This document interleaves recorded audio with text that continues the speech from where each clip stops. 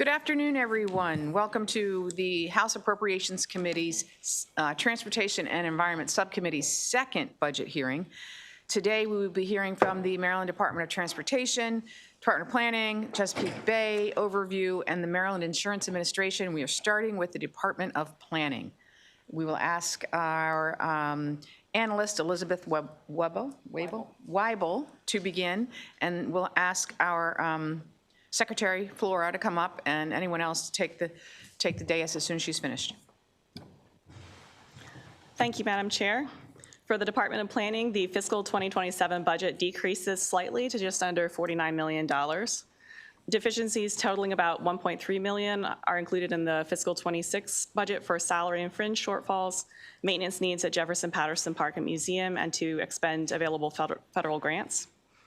The allowance for 2027 includes continuing funding for the Historical and Cultural Museum Assistance Program, which was funded in Section 21 of last year's budget bill. The spending breakdown overall is very similar to fiscal 2026. I'll skip ahead to page 5. Exhibit 3 shows the proposed budget change. The changes include partial restoration of funding for the small commercial program of the Historic Revitalization Tax Credit, and $250,000 for the African American Heritage Preservation Program's new non-capital grant program established by Chapter 622 of 2025. On page 6, there are a few BRFA items related to MDP.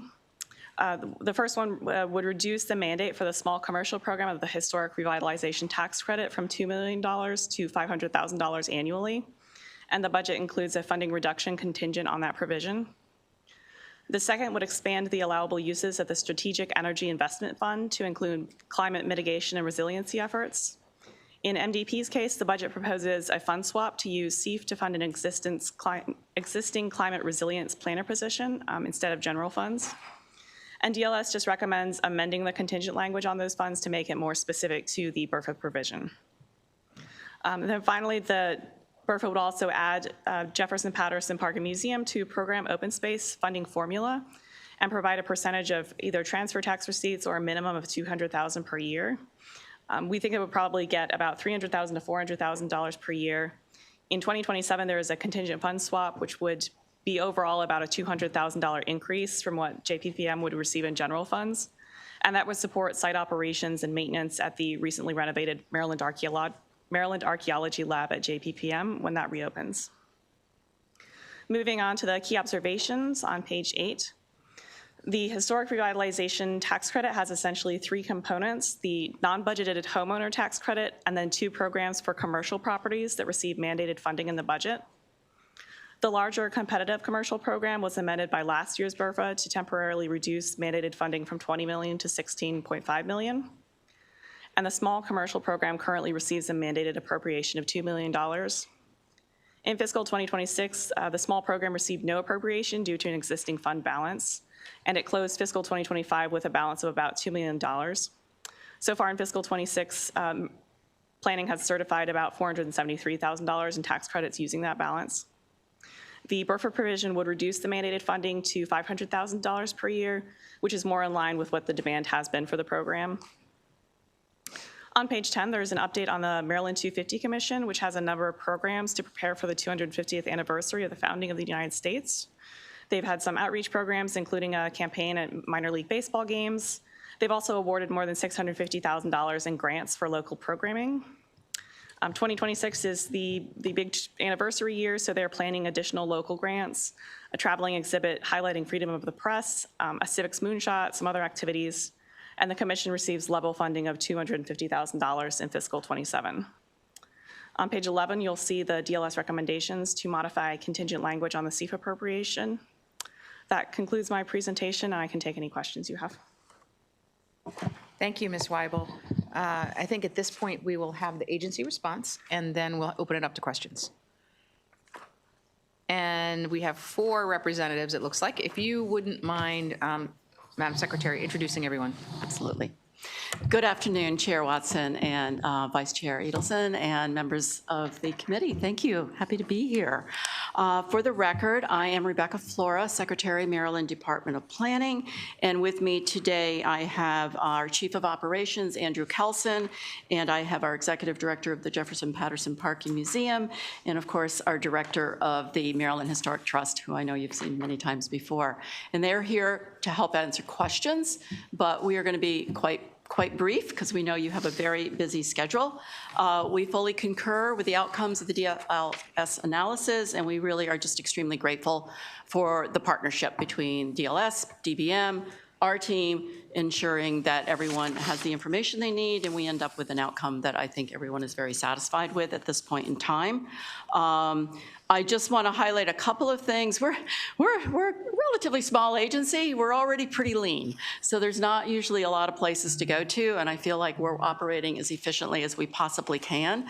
And in fact, we've made a few changes over the past couple of years to just improve efficiency wherever we can by consolidating some of our business units and really focusing and also prioritizing through examining some of the legislative mandates. And we're continually scrubbing to try to figure out, are there things that are outdated that are being asked to do of our team so we can just continue to work as efficiently as possible. A couple of quick highlights that we took on this year in addition to our regular services were the Maryland Coordinated Permitting Council that was established by the governor for economic competitiveness. We have a great website, a dashboard, all kinds of information if you want to learn more about that. And we've actually just done briefings in front of E&T and EEE on that. We also launched our Sustainable Growth Planning Principles that were approved by legislation last year, and then in our commitment to ensure that local governments had what they needed, we provided a implementation guide that came out at the end of last year. The Appalachia Regional Commission, as you may be aware, is a 13-state commission. This past year, the governor was the co-chair, state's co-chair of that. So that meant our team was honored and excited to host 13 states in Western Maryland. But that, you know, an honor and additional work that we managed to pull off extremely successfully. Everyone that came from other states were very pleased, high success rate there. And then, of course, the work of the Maryland Historic Trust and continues in the diligence that they do over a whole variety of their grant programs and their tax credit program and all of the work that Elizabeth would be happy to speak to. The Jefferson Park and Museum, obviously, I love the partnerships that they create with the community in Calvert County and continue to work to leverage other resources and volunteers in as best a ways they possibly can. And then I want to wrap with Maryland 250. This is the year. This is the big year for us with that, and I feel like all of the work that has been put in place by the partnerships at the ground level, the ability to provide small local grants to help this be an all of Maryland throughout the year type of celebration has really worked out marvelously throughout the last couple of years of preparation. According to the executive order, Maryland 250 will end its work at the end of calendar year 2027. Even though a lot of activity will happen this year, we wanted to allow, and in the governor's executive order, that calendar year of 2027 to ensure that there was a good transition and closeout of the work that occurred there. So in another year, you will not be seeing Maryland 250, but we were really proud of everything that's accomplished. So I'm going to stop there. I wanted to keep it brief and just have our team here for any questions that you may have. Thank you. Delegate Spiegel. Thank you, Madam Chair. Thank you, Madam Secretary, and to the planning team. It's always nice to see you, and to recall that about 27, 28 years ago, I was an intern in the Maryland Planning Department. So every year you come back, that number grows, the number of years I was there. But I wanted to ask you a few questions. First about the historic revitalization tax credit. We had quite an interesting conversation about that last year in the budget hearing, and the ultimate resolution of that, of course, was to zero out the small commercial funding because of the underutilization of that tax credit relative to the amount of money that had been in there, and to utilize the amount that sort of was still left in the fund at that time. Can you talk a little bit about how that has worked? what you see sort of for the future of that small tax credit in terms of utilization.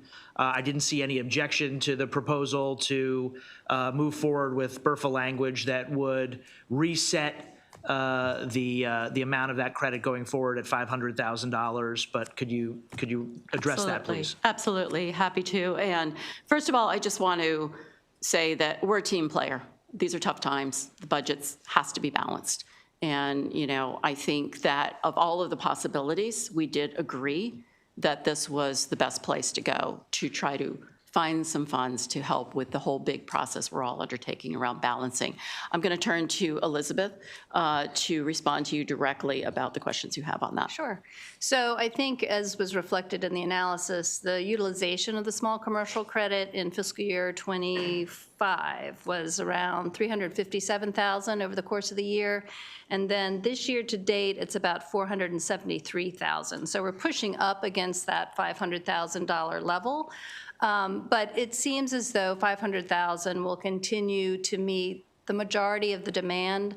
I think we're seeing some slowing of use of the credit just because of the financial times that we're in right now.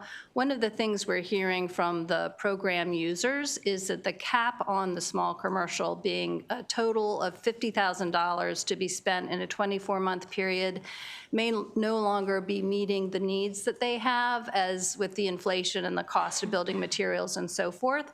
So it might be something to consider in the future, and I think there's some advocates that are thinking about some legislative changes they'd like to see to raise that per project cap. But as far as a $500,000 a reduction to that amount rather than the $2 million, we still feel that that will largely meet the demand as it stands now with the current program requirements. If I may, Madam Chair, I have just a couple more questions about Maryland 250 as well. Thank you for those answers about the tax credit. Madam Secretary, as you said, this is the year for Maryland 250. So we can anticipate that after calendar year 2027, we're not going to see budget requests for this commission because its work will be done. I noted that the commission's already received $2.6 million from various state, federal, and nonprofit sources. Can you just give us a quick update in terms of how much of those existing resources have been spent down at this point, as we consider the $250,000 request for this year? And what is the status of the grant allocations in terms of have those monies all been spent out at this point? Are the grants in place? And just an update on that spending. Yeah, first of all, thank you. Thank you for that. And I really do want to acknowledge Michelle Johnson, the director of the program, who's here, who I think has done an awesome job with her team ensuring that that money's moving. 1.5 million of that was a special circumstance, which we are grateful for. We were able to apply from the ARPA funds that needed to get spent, actually, and encumbered. So we've been doing really well with that on the ground. But to get into the nitty-gritty and to give you the exact numbers, I am going to once again. I think, Director Hughes, you're best positioned for that? Sure. Okay. So of that 2.6 that you mentioned, there's 1.5, which was the federal ARPA funds. And so that money is still being spent down. It will be spent, it must be spent by the end of this calendar year. And as far as the remainder of those funds, that would be the $250,000 in general funds that we've been receiving year after year that is spent because it is general funds, you know, by the end of the calendar year, or the fiscal year rather. In terms of the expenditure of the grant funds for the special grant programs, all of the small grant programs, the Inclusive History, the Fellowship Program, Maryland 250 Fellows, and the Citizen Academy grants have closed, and those funds have been awarded to the grantees. There was just a meeting today on the Once in a Generation grant application program. The deadline for that program was just last week, and we expect the commission to act on those grants, which total around $360,000 coming out of the ARPA money in just about 2 weeks when the commission meets again. So most of the funding for the grant elements of the program have been awarded, and the projects are still going to be ongoing throughout the calendar year.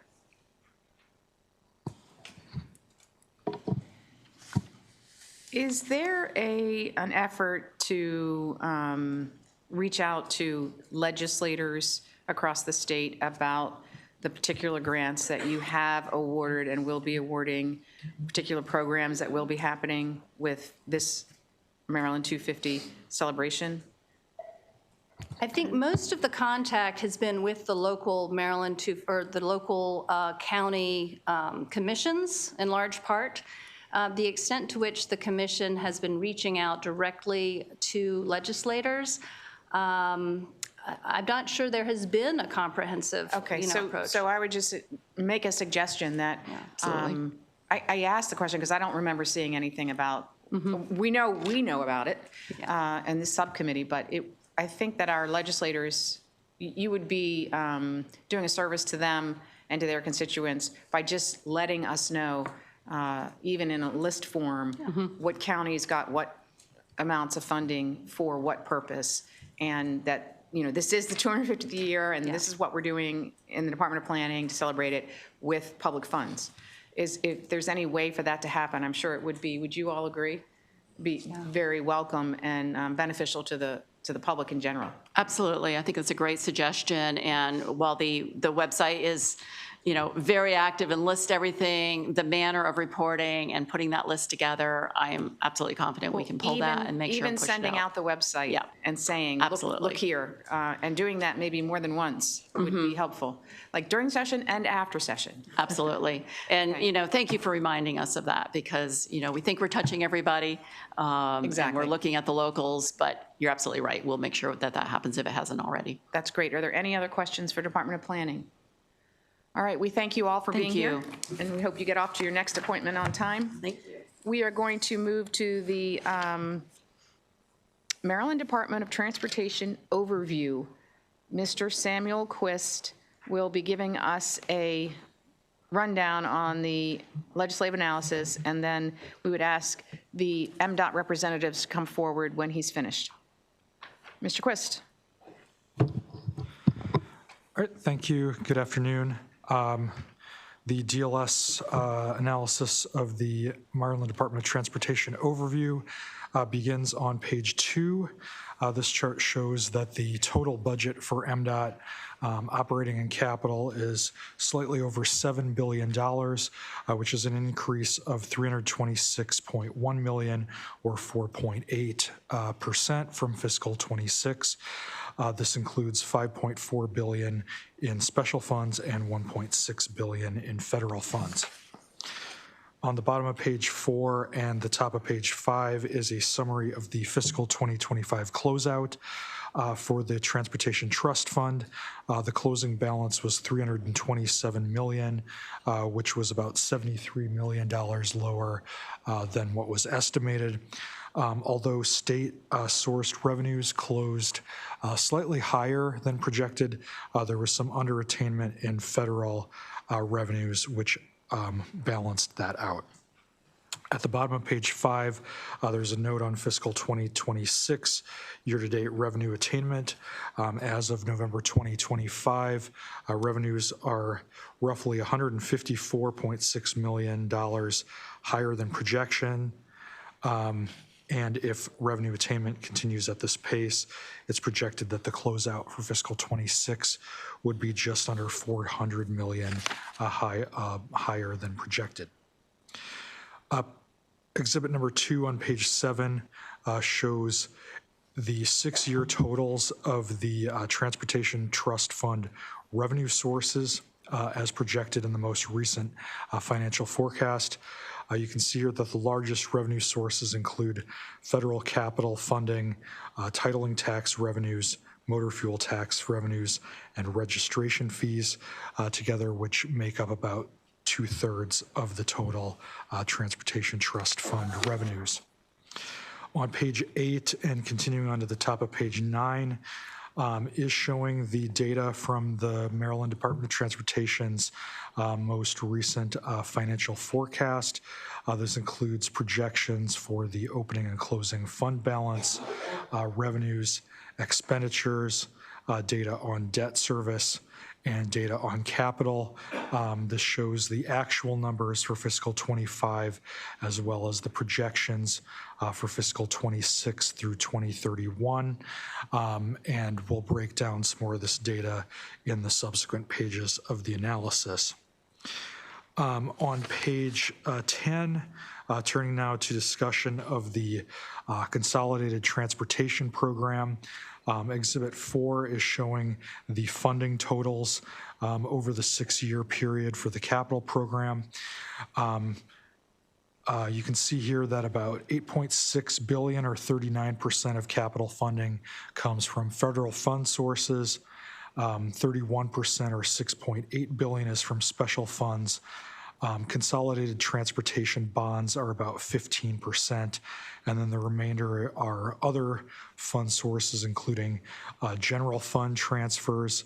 The majority of these are general funds that are transferred to pay for the Washington Metropolitan Area Transit Authority capital grants. There's a portion from Garvey bonds, and then there's a portion from other fund sources that go towards the capital program.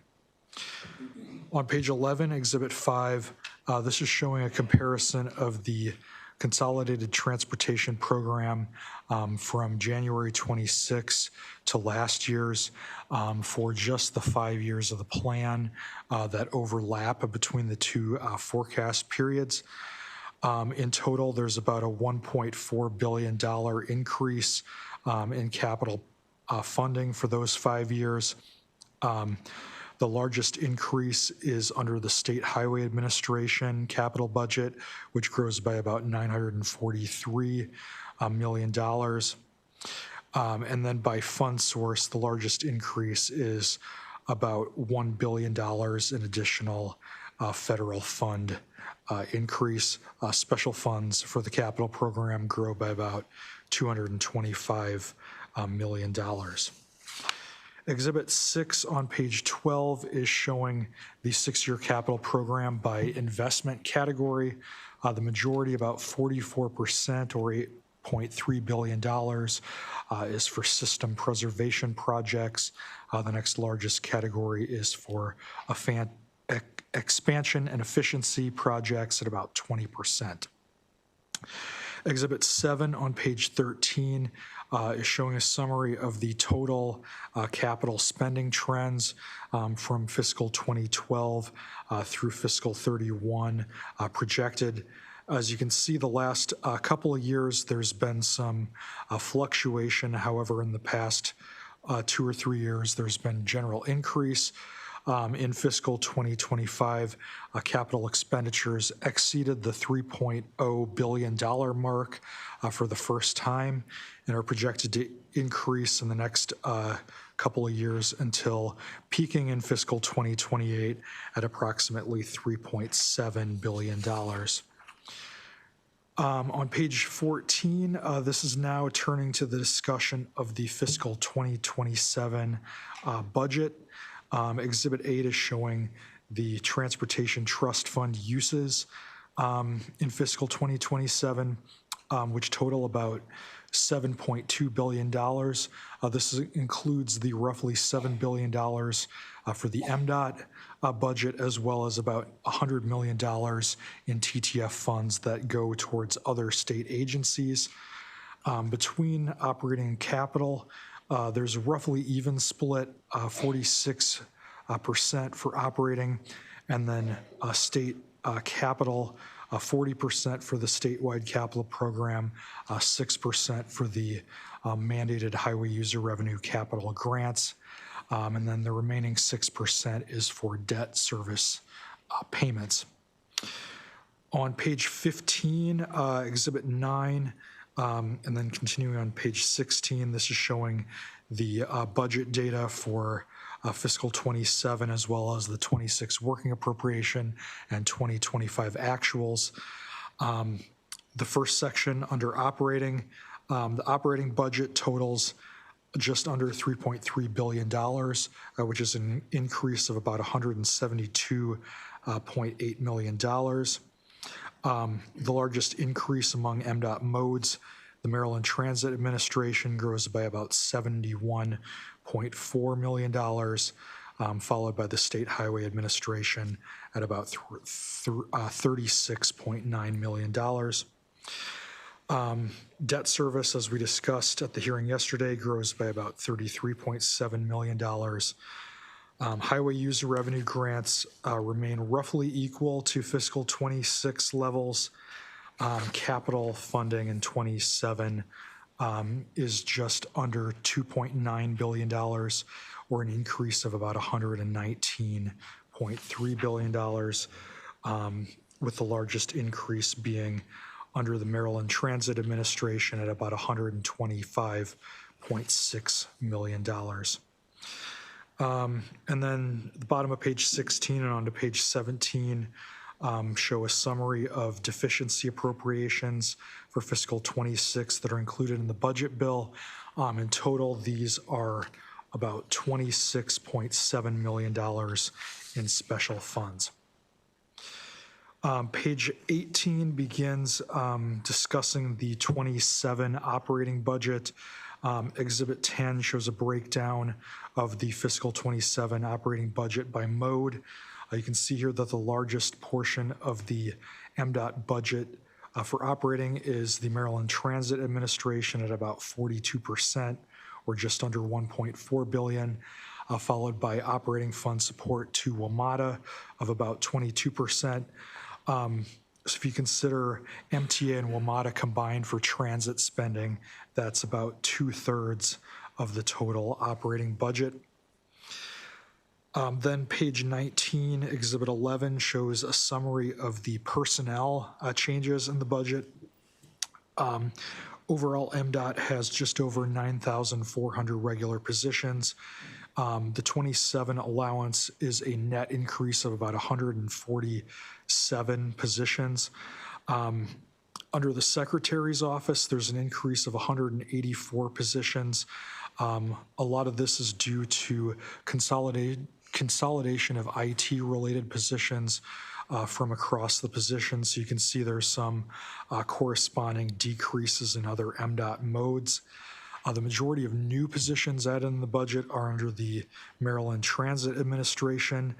There's a net increase of 104 positions. However, in total, there's about 139 new positions in MTA. There's some of those transitioned out that are part of that IT consolidation, which reduced that to the net 104. The majority of those positions are new police positions that are added for the Purple Line in anticipation of that opening in the early 2028. Then on pages 20 and 21, there's some other changes that are discussed. One other notable change in 2026, there were 37 positions transferred from MDOT to the newly established Department of Social and Economic Mobility. There were also 32 positions in MDOT that were abolished as part of the voluntary separation program, which occurred across state government. Then on the bottom of page 20 and Exhibit 12 on page 21, there's a breakout of the highway user revenue capital grants in the MDOT budget. As I mentioned earlier, these are roughly the same level as in fiscal '26. There's about a $200,000 overall increase in '27. Turning to the capital budget in fiscal '27, Exhibit 13 on page 22, this shows the breakdown by mode. The majority, about 31%, is for the State Highway Administration, followed by the Maryland Transit Administration at about 25%, and fund support to WMATA at about 14%. On the top of page 23, there is a note there that there's contingent language in the budget bill for $10 million of the State Highway Administration appropriation. This is funding from the Strategic Energy Investment Fund that is being allocated to the State Highway Administration, and there's a provision in the Budget Reconciliation and Financing Act which authorizes that transfer. On page 24, Exhibit 14, there's a chart that's breaking down the totals for first year funding in fiscal 26 and 27 of the CTP by mode, and in the individual MDOT modal budget analyses, DLS will be covering a more detailed breakdown of what the projects are individually that account for that data. Exhibit 15 on page 25 and 26 are showing a breakdown of other funds that are included in the capital budget. Other funds are generally funds that do not flow through the Transportation Trust Fund. For example, passenger and facility charges that are coming from the BWI airport, as well as other miscellaneous fund sources such as local funding for projects that are provided for the State Highway Administration and MTA projects, and then a couple other miscellaneous fund sources. The issues section of the analysis begins on page 28 with a discussion of new TTF revenues and increases that were enacted in the 2024 and 2025 session. The chart on page 29, Exhibit 16, shows a breakdown of those.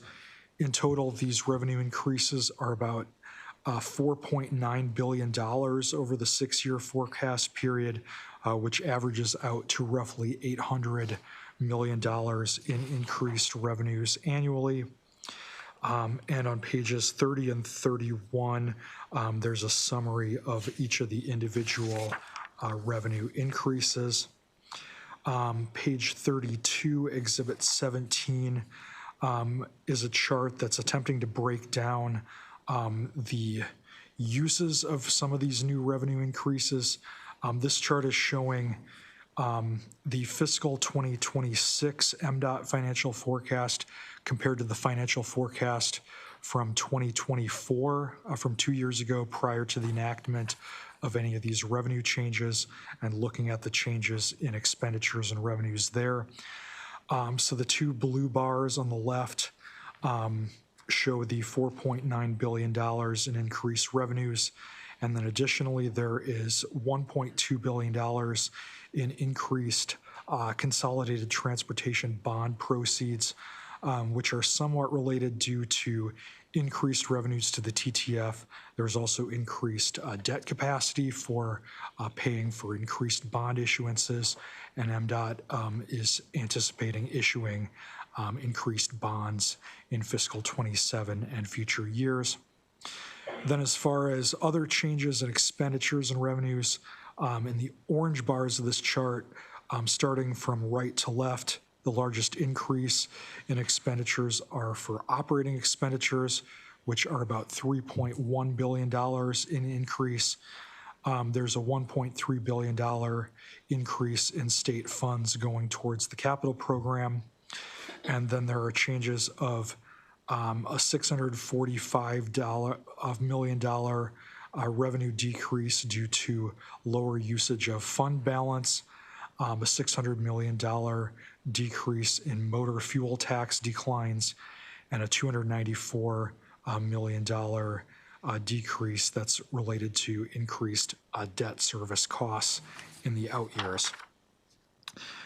Then on page 33 and 34, the second issue that's covered in the analysis is related to recent Office of Legislative Audit findings related to federal fund attainment.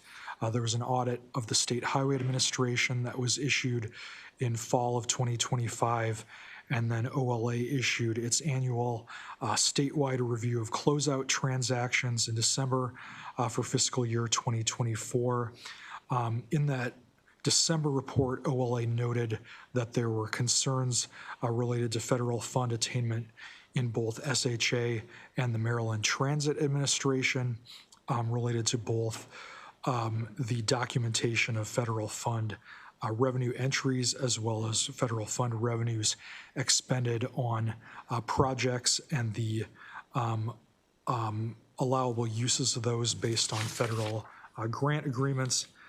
Page 34 of the analysis, DLS is requesting that MDOT provide the committees with an update on the actual amounts of federal funds it has attained from the federal government since the end of fiscal 2025, as well as the status of the approval of funds that were not explicitly authorized, and additionally discussing MDOT's progress on implementing corrective actions recommended by OLA pertaining to its audit findings. Then lastly, on page 35, there is one recommended action, DLS annual language that's included in this analysis. This is budget bill language that requires MDOT to provide notification to the budget committees of major changes to the capital program. And that concludes the DLS analysis. Thank you. It was very comprehensive. Thank you, Mr. Quist. I think we have one question for you before we get to the agency response, but you may come forward. Delegate Yeltsin. Thank you, Madam Chair. Thanks, Mr. Quist, for that. I think this is probably best for you, but if it's better for the agency, let me know. On page 5, you reference the overattainment of a number of revenue sources versus projections. What I'm just trying to get a handle on is the reason for that overattainment based on initial projections is that those projections had not baked in the legislative changes we have recently made to those sources, or is that even above the changes that we made, you know, registration fees, titling tax, et cetera? So those changes would be, so the overattainment would be compared to what the estimates were last January for fiscal 25. Okay. So some of that would be baked in. However, only a small portion of the revenue increases were in effect in fiscal 25. Okay. So that's a substantial over-attainment on projections, particularly for registration fees. Although I guess reg fees would have been in at that time, Yes. because that was in 24. Yes. Okay. All right. Thank you. That helps. Well, hello again. Madam Secretary, would you like to begin? Good afternoon, Chair Watson and members of the committee. For the record, I'm Katie Thompson, Acting Secretary of Transportation, and I'm joined by Deputy Secretary Samantha Biddle. It's a pleasure to be before you today to discuss the department.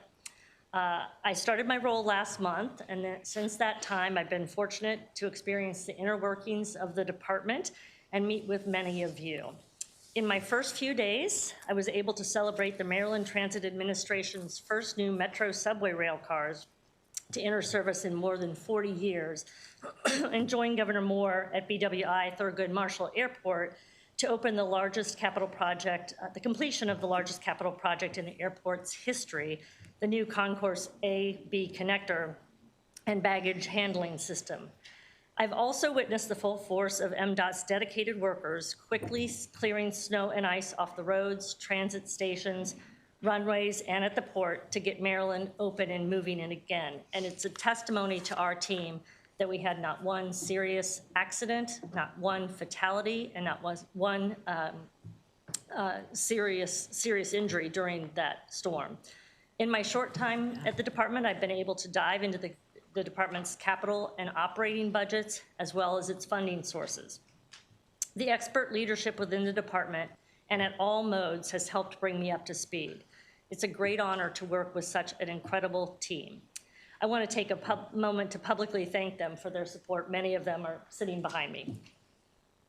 Turning now to an overview of the department, MDOT's mission remains the same: delivering a safe, reliable, and efficient transportation system that is also affordable, accessible, and resilient.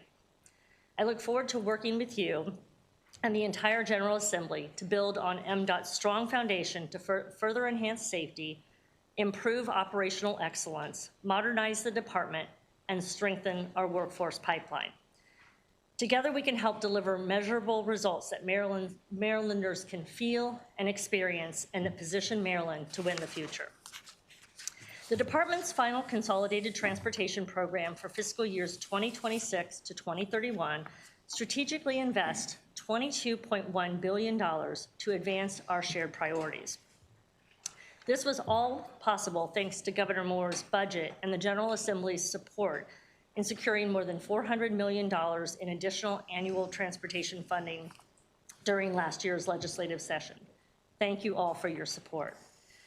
These dollars helped stabilize the budget and ensure that no federal dollars were left on the table.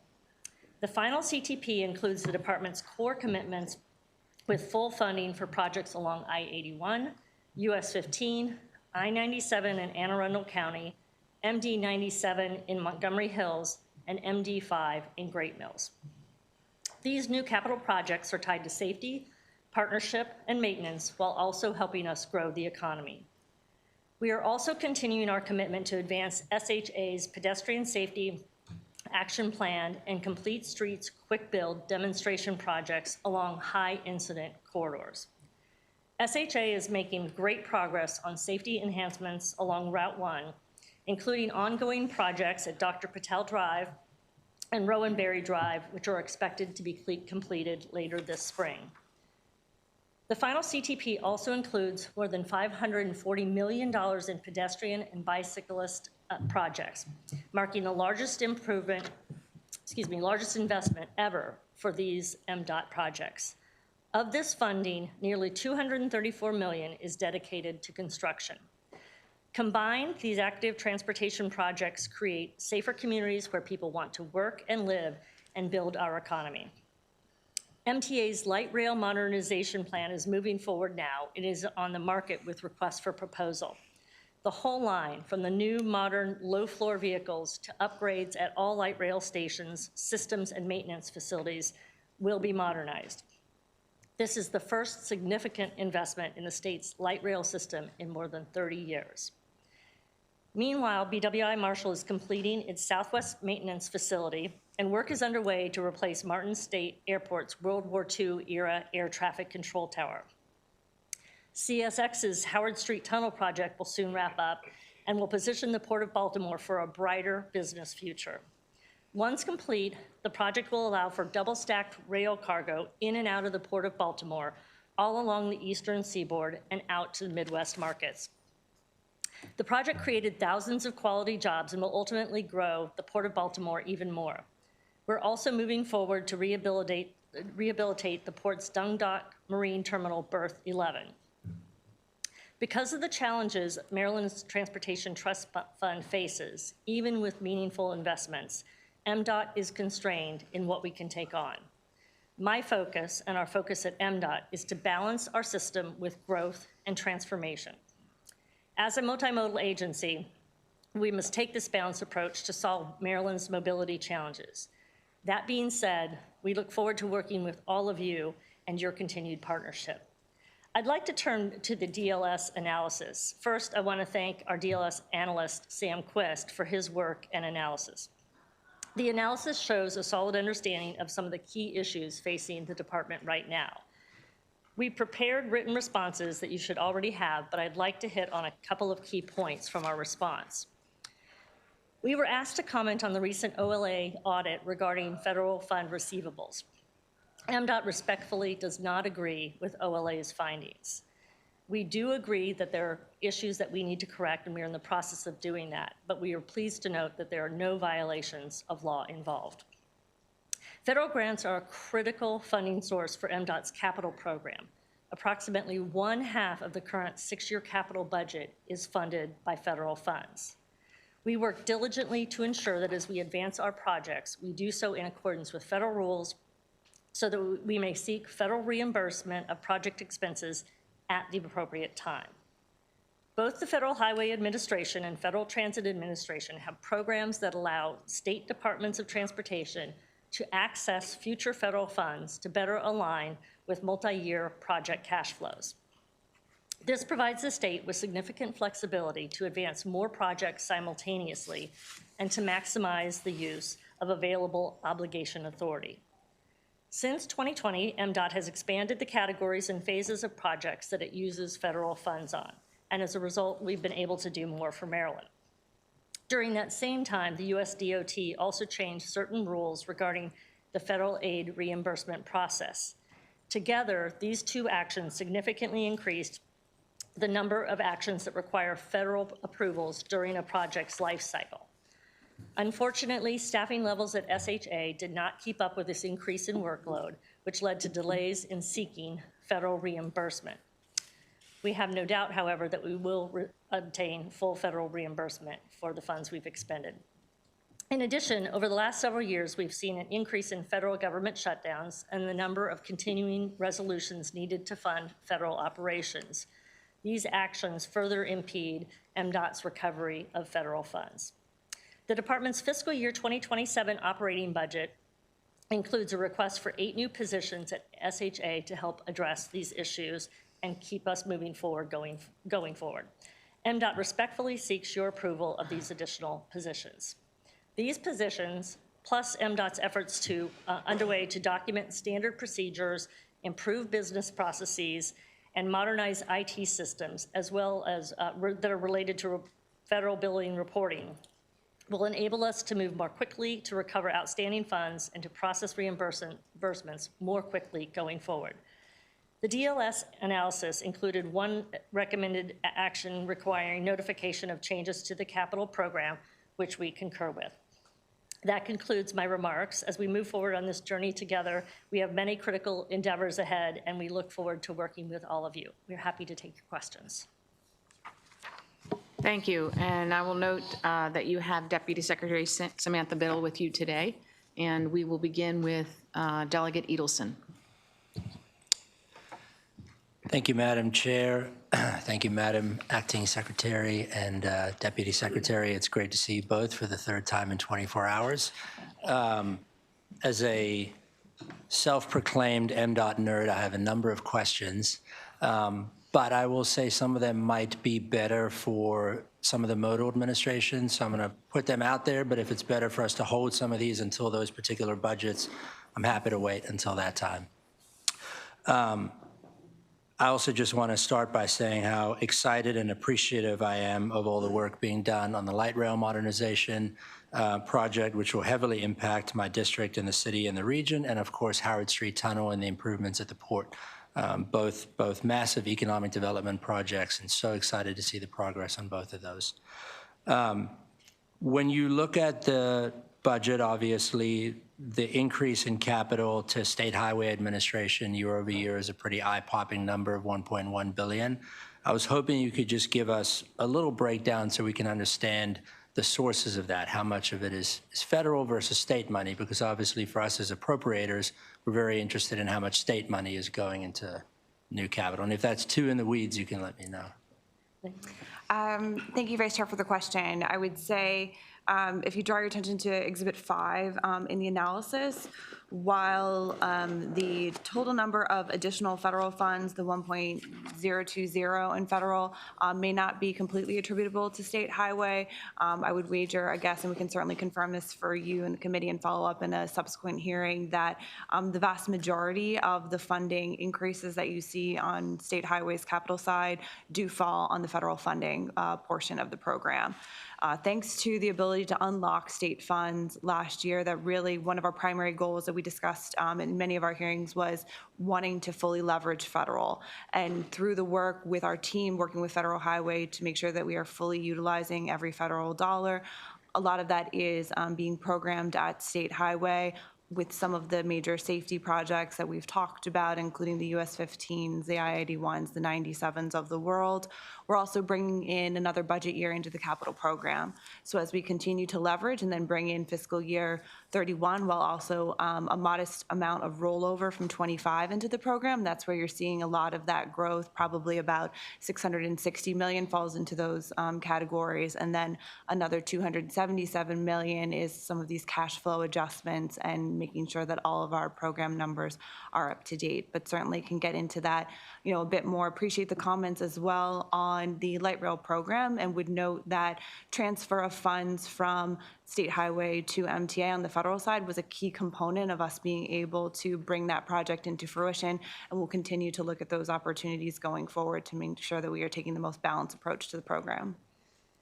I'm aware of that and very appreciative of that. And I would just note that in previous budget hearings like this, we have implored the administration to find ways to not leave federal money on the table. And clearly you are succeeding in that now, so we appreciate that. I just wanted to confirm the response that you provided us around the OLA audit, which obviously for us as appropriators is critical. We love the projects and programs in the CTP. Our fear is, should we not be reimbursed for those federal funds, we're going to have to find some way else to do something or unfortunately cut projects.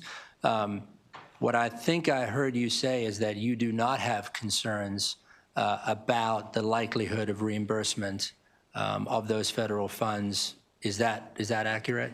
That is correct. Okay. And I noted that you added, as you mentioned, 8 pins into the State Highway Administration's allocation in order to ensure that there's just more personnel to be submitting these requests for reimbursement.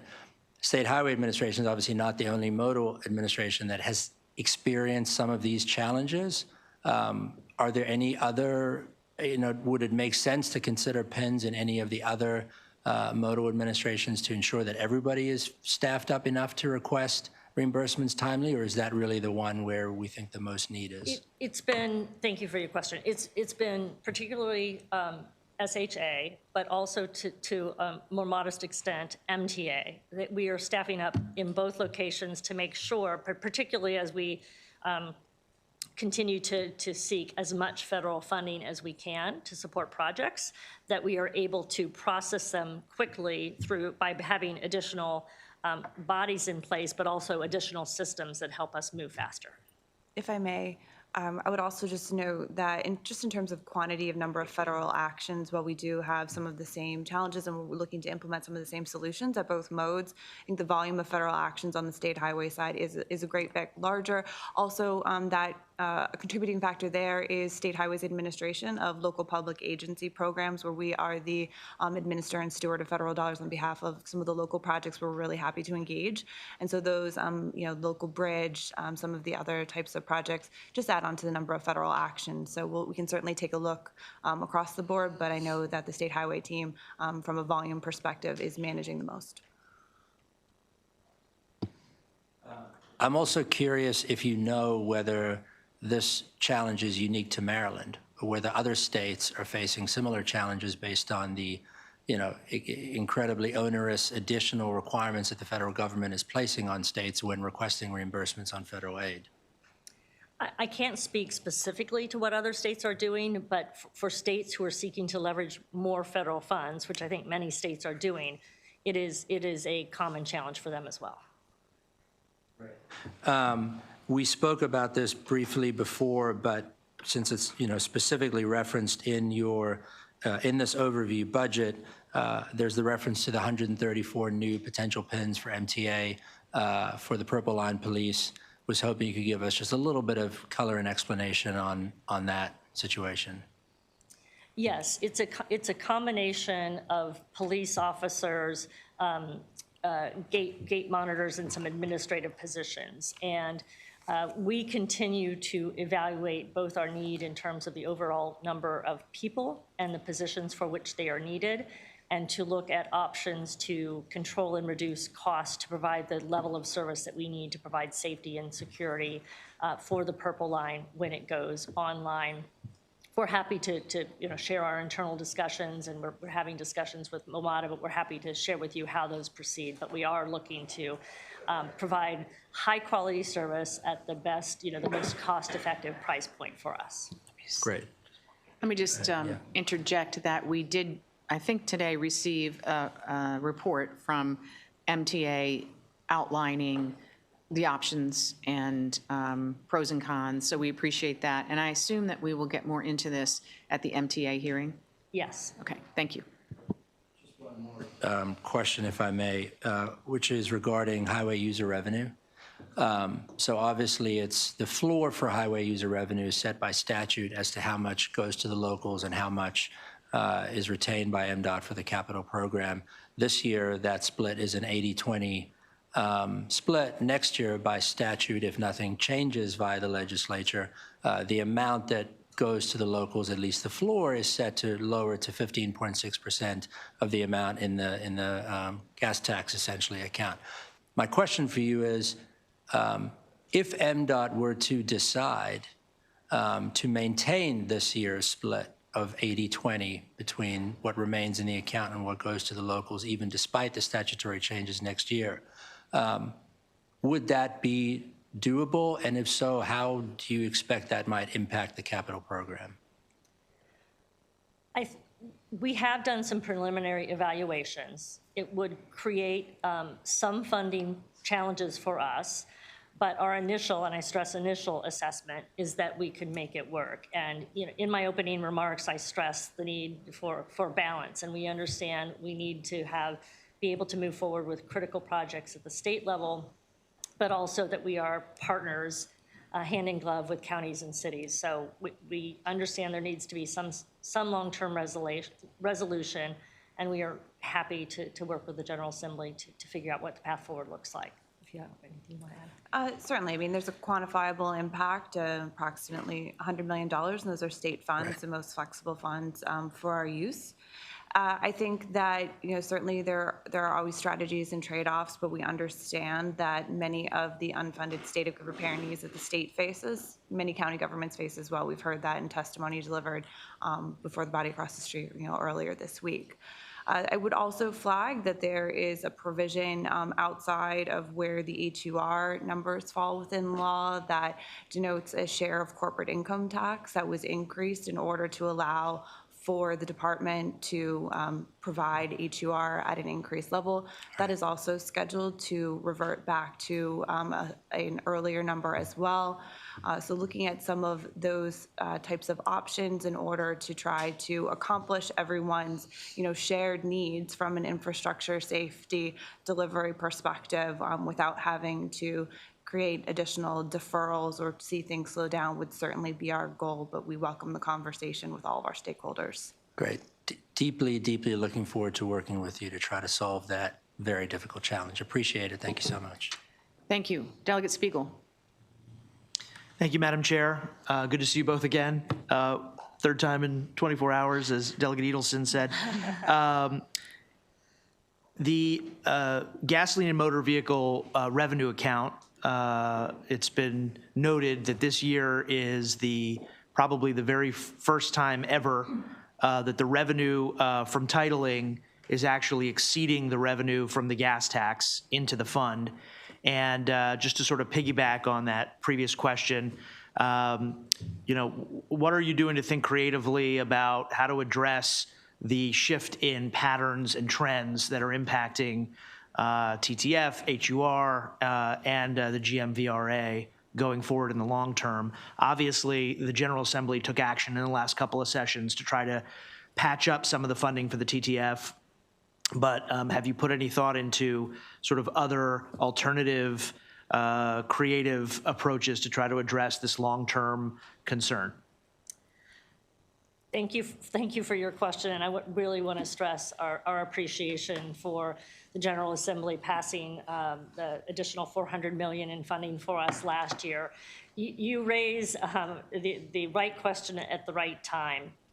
We have ideas, we have, but I think it's part of a larger conversation with members of the General Assembly and the Governor's office. We need to grapple with the long-term funding challenges for the Transportation Trust Fund, and we need to have those conversations, I think, much sooner rather than later. My personal view is that all options should be on the table for discussion. Some will likely come off pretty quickly, but I don't think we can disregard any well-considered proposal.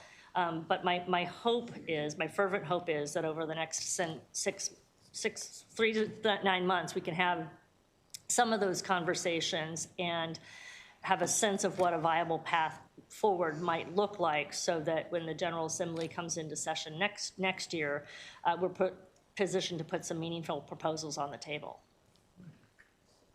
Thank you. No other questions from Delegate Spiegel.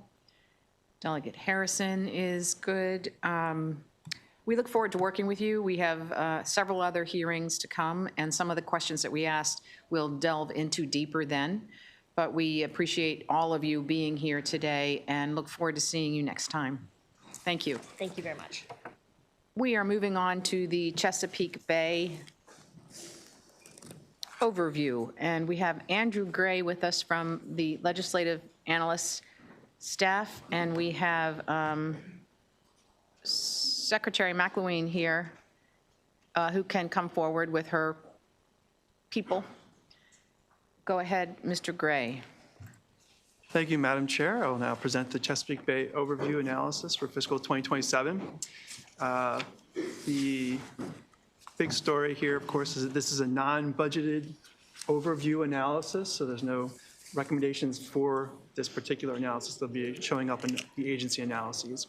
Exhibit 5 on page 14 shows the Maryland nitrogen pollution loads by sector. So this is one of the major concentrations up through 2025, calendar 2025, to focus on nitrogen, phosphorus, and sediment reductions, particularly for nitrogen for the deep sections of the Chesapeake Bay. So for Maryland, we reduced 1.9 million pounds between the 2023 actual and the 2024 actual. But we still have a little bit further to go for the 2025 deadline, which we're not going to make either in Maryland or as a whole for that total maximum daily load, primarily because of Pennsylvania's loading is significantly more than ours, certainly, and they have a lot more work to do. We certainly have a lot of work to do as well, and certainly on the Eastern Shore, some of the agricultural sources, something to kind of focus on in the future. Now, moving to page 21, we'll talk about the overall funding for Chesapeake Bay restoration as provided in the governor's budget highlights. So Exhibit 9 reflects there the increase between fiscal 2026 and 2027, $113.2 million. And then on page 23, the major differences between the 2 years reflect the land preservation funding, there's that first piece there, increases by $48.6 million, primarily due to the transfer tax revenue estimate increase and the fact that there's a lower underattainment, which means we're taking less money away from the money we have for fiscal 2027 because fiscal 2025, just 2 years ago, actually came in better than it could have. Then in terms of the Maryland Department of Transportation, increases by about $27.6 million. This reflects primarily $25.7 million for the State Highway Administration's total maximum daily load compliance program. MDE increases by $23.6 million, primarily due to water quality revolving loan fund funding that's coming in from federal government, but then also matching funds to the state and the revolving funds as well. And then also by $10.6 million in the Maryland Department of Agriculture, primarily due to increases of $8 million in general obligation bonds from Maryland Agricultural Cost Share Program, which did not receive any funding last year. Now, moving on to the 2010 Trust Fund, Chesapeake and Atlantic Coastal Bay's 2010 Trust Fund, that's on page 25. So this is another major source of funding for Chesapeake Bay restoration purposes. One of the major changes here between the 2 years, which the overall change is difference of around $14 million, $14.1 million. The largest change in the actual kind of budgeting for projects is on page 25, is the competitive grant program through the Department of Natural Resources. And then that reduction occurs because the balance is coming down. It's being spent down, which makes sense. Over time, you would want to spend down your balance. But that means that there's less money available for, on page 26, the operating expenses. So as part of the governor's balancing plan, the budget reconciliation financing act from prior year allowed for the authorizing of up to $10.5 million from this fund for operating expenses. And therefore, in order to be able to kind of retain $9.5 million of that authority, they've had to reduce the amount of funding they're using for competitive grants. The Department of Legislative Services recommends on the bottom of page 26 the adoption of committee narrative to continue providing the information that was provided before here. This will be show up in the Department of Natural Resources budget analysis. Moving now to the second issue on page 27, this concerns the whole Watershed Act. So chapters 558 and 559 of 2024 establish the whole Watershed Restoration Partnership. We now have 5 selected watersheds that are reflected on page 28. In Cheatham Creek, Baltimore Harbor, Upper Choptank, Newport Bay, and Severn River. So one of the things that DLS has noticed while looking at the kind of project, the selections for the watersheds, is that 3 of the watersheds have an agricultural sector focus, and yet the projects, which are reflected on pages 29 through 31, do not actually seem to have much of an agricultural component at all. And that's reflected really on page 32 in Exhibit 13, where you see that the agricultural conservation work is only one project for $220,000 out of that overall $11.3 million or $11.2 million of funding. So kind of a question there, because certainly we've noticed that agricultural nutrient reductions are very key to reaching the total maximum daily load as it was stated up through 2025, and yet the projects are not there to kind of support that action in the whole watershed fund within those 5 selected watersheds. Also, just like to comment that there's MDA's, Maryland Department of Agriculture's funding is accounted for separately. It's not accounted for in the formal funding that was reflected, which seems to reflect a kind of the lack of synergy in terms of how everything's moving. There is some of that also with the Maryland Department of the Environment's funding, where it's the Bay Restoration Fund projects are selected separately from the overall kind of whole Watershed Act fund presentation. And it also concerned that for fiscal 2027, there was not information provided with the governor's allowance that gave us a complete understanding of what the whole Watershed Act fund looked like in terms of authorizations for fiscal 2027. Therefore, DLS recommends that the administration comments on the whole watershed fund, special fund, reflecting the information on page 33, and also recommends that a report be submitted by the administration with the next year's allowance, providing a full picture of what the whole Watershed Act fund is doing for fiscal 2027 and 2028. At the bottom of page 33, we talk about the revised Chesapeake Bay Watershed Agreement. So a lot of press about this. The 2025, calendar 2025 is the end of the kind of restoration goal period, the idea to have all of our practices in place, not to actually have all the reductions in place, but at least have the practices. So it looks like we did not meet that goal, and we've moved forward with the revised Chesapeake Bay Agreement that was signed December 2nd. Some revisions in terms of the time period, so it's moved out from 2025 to 2040, so it's around 15 years, obviously, for additional work to be done. And there was some collapsing of some of the outcomes as well. DLS recommends that the administration brief the committees on the policy implications of pushing out to that 2040 deadline and what that means for Chesapeake Bay restoration and the work that needs to be done for it. On page 34 is the historical and projected Chesapeake Bay Restoration Spending Report information. So this was information that's requested in last year's Joint Chairman's Report. It's provided annually. The administration noted the kind of the difficulty of meeting that 2025 deadline, the fact that there are enhancements that will help us move on into the future in terms of the whole Watershed Act and Conowingo Watershed Implementation Plan, for instance. And then there's also the post-2025 unaccounted additional loads that need to be concerned about, 1.5 million pounds that would have to be addressed from land use and population changes that would be incorporated into the model. And then finally, on the bottom of that page is the water quality monitoring trends, which do show good progress in terms of the total nitrogen concentrations between calendar 1999 and 2024. On page 25, or 35, excuse me, we have just a brief discussion here about the enhanced nutrient removal refinement. So the Maryland Department of the Environment has been using its Bay Restoration Fund. It's established in 2004, the flush tax, if you will, which has been incredibly successful in terms of upgrading 66 of our 67 major wastewater treatment plants. But now we're reaching that 20-year cycle period where the wastewater treatment plants need new upgrades, and it would be nice to actually see them reduce their loading even further from 3 milligrams per liter to 2.85 is what the administration is proposing.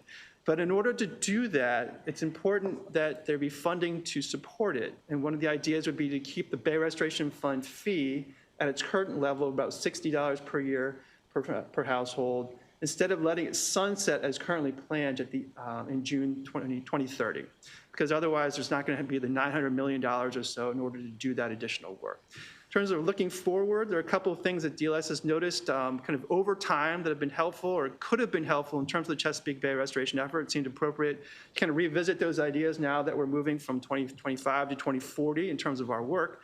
The first one there on middle page 35 is the Regional Financing Authority. It was originally the idea that perhaps we could look at the most cost-effective practices that could be we could paid for across the watershed. pool the money, and then do the work where it's most cost-effective to be done.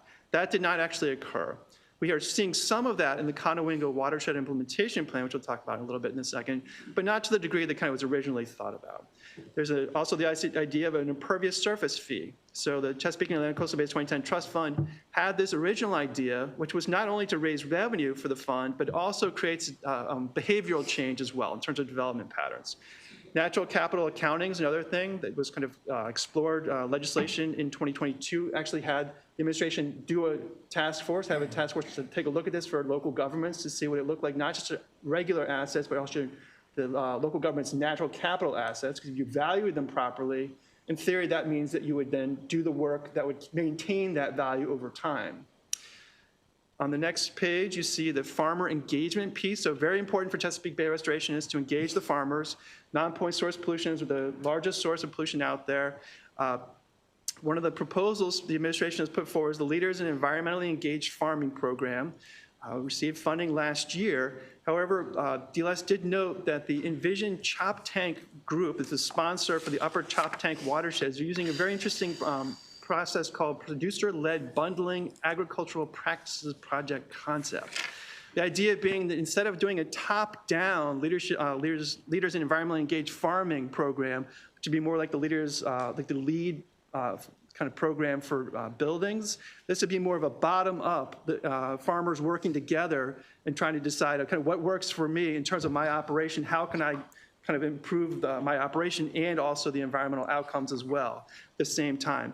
So one consideration there would be to kind of look at, does that make sense going forward? And finally, septic system regulation during the O'Malley administration was adopted. That was then rescinded. And so something to consider as well. TLS recommends some comments on page 36 in the addition of narrative to continue providing those reports. Then on page 37, the Conowingo Dam Watershed Implementation Plan, relicensing and settlement agreements discussed. And basic picture here, $25 million has been allocated for projects in the Susquehanna River Basin, the commission, which is actually kind of looking after that funding. There were 2 rounds of funding for projects, and the round 2 completed in, say, around December of last year, but we have not actually seen the final budget amendment, which would then allow the money to be transferred to the Maryland Department of the Environment to complete the work that would actually be needed for those projects. They have not been brought before the Board of Public Works. In terms of the dam relicensing and settlement agreement, this was contested, and there's been a new movement on this. We now actually have an agreement that was signed late last year. And it looks like there'll be potential for settlements of around $340 million instead of $200 million. However, it's not clear exactly how that money is going to be spent. The information that's provided in the press release totaled around $240 million, $245 million, and therefore DLS recommends that the administration comments on that full picture in terms of how that money would be spent, kind of the intent of the $25 million allocated for the Conowingo Dam Watershed Implementation Plan. Are the projects satisfying kind of the interests of the legislature? And some additional comments on the bottom of page 41. On page 42 is recommended action that the agencies are non-budgeted in this particular case. Thank you very much. We appreciate your hard work on this. We know it's trying to cover a lot in a little bit of information. I mean, a little bit of time, a lot of information in a little bit of time. With us today, we have our 3 state environmental warriors, Department of Natural Resources, Secretary Kurtz, Department of Agricultural, Secretary Addix, and Maryland Department of Environment, Secretary McElwain. Do you all want to offer some comments before we get to questions?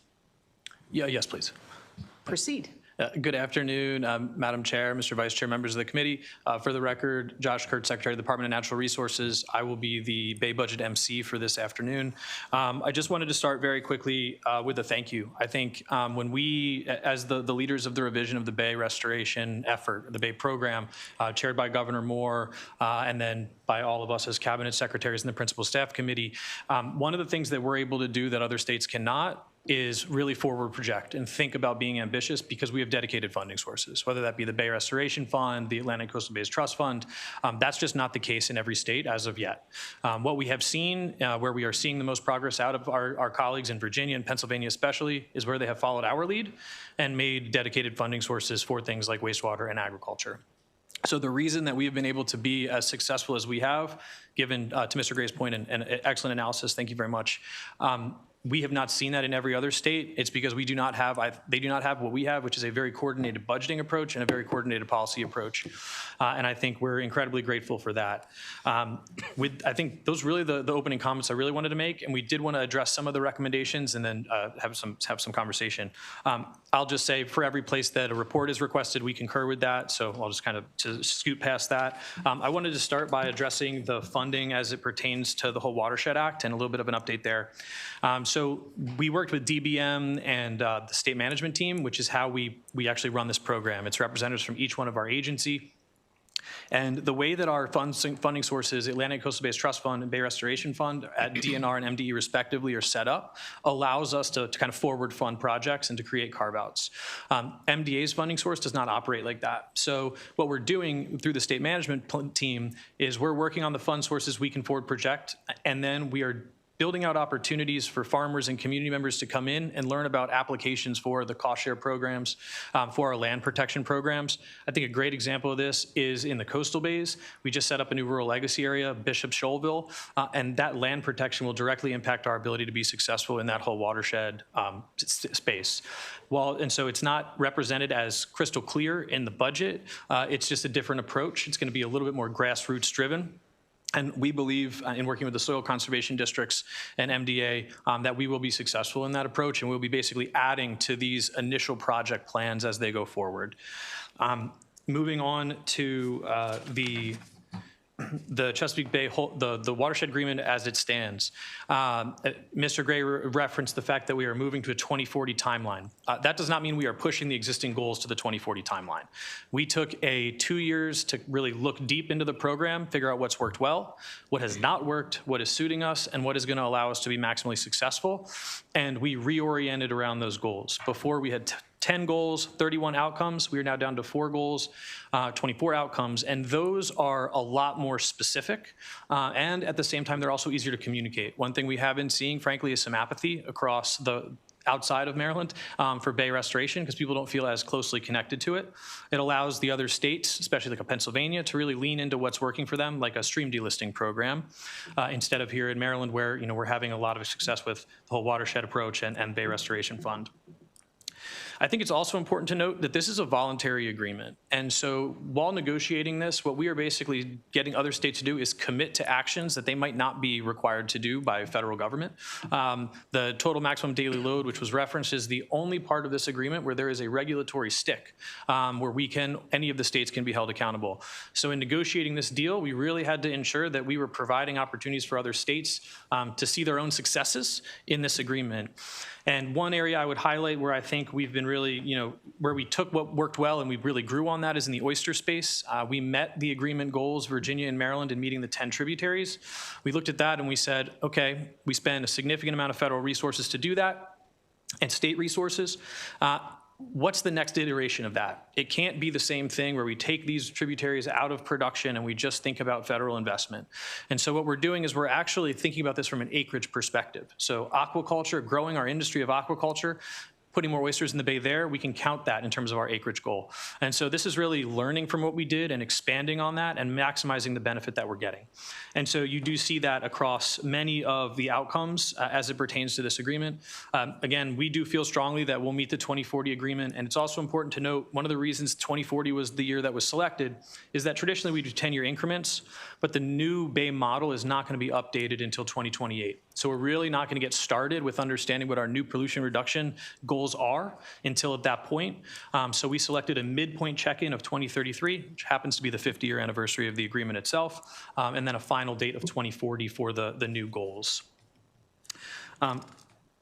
So moving forward on that, when we looked at this, we realized that we had to be more innovative and bring more private capital, things like that, to the table. And so that is kind of overlaid throughout the agreement.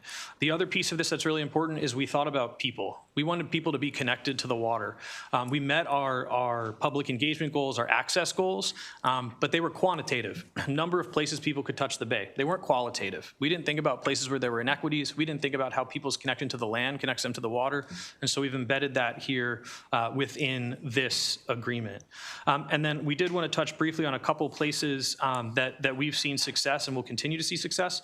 So I'll turn it over to my colleague, Secretary McElwain, to touch on just wastewater and stormwater. Okay, thank you. Appreciate that. Good to see everyone again, Madam Chair and everyone. So I just wanted to just really speak very quickly on, because you mentioned the BRF funds. We've done a lot of work. We've made a lot of progress when it comes to reducing pollution from the wastewater treatment plants. And we plan to, the BRF fund has really been the reason why we were able to do as much as we've done, which you mentioned. And what I plan to do is work with the legislators going forward this year, next year, because we really do not want to see that fund sunset. We've made so much progress, and it really will impact our ability to continue to make the progress that we've been making.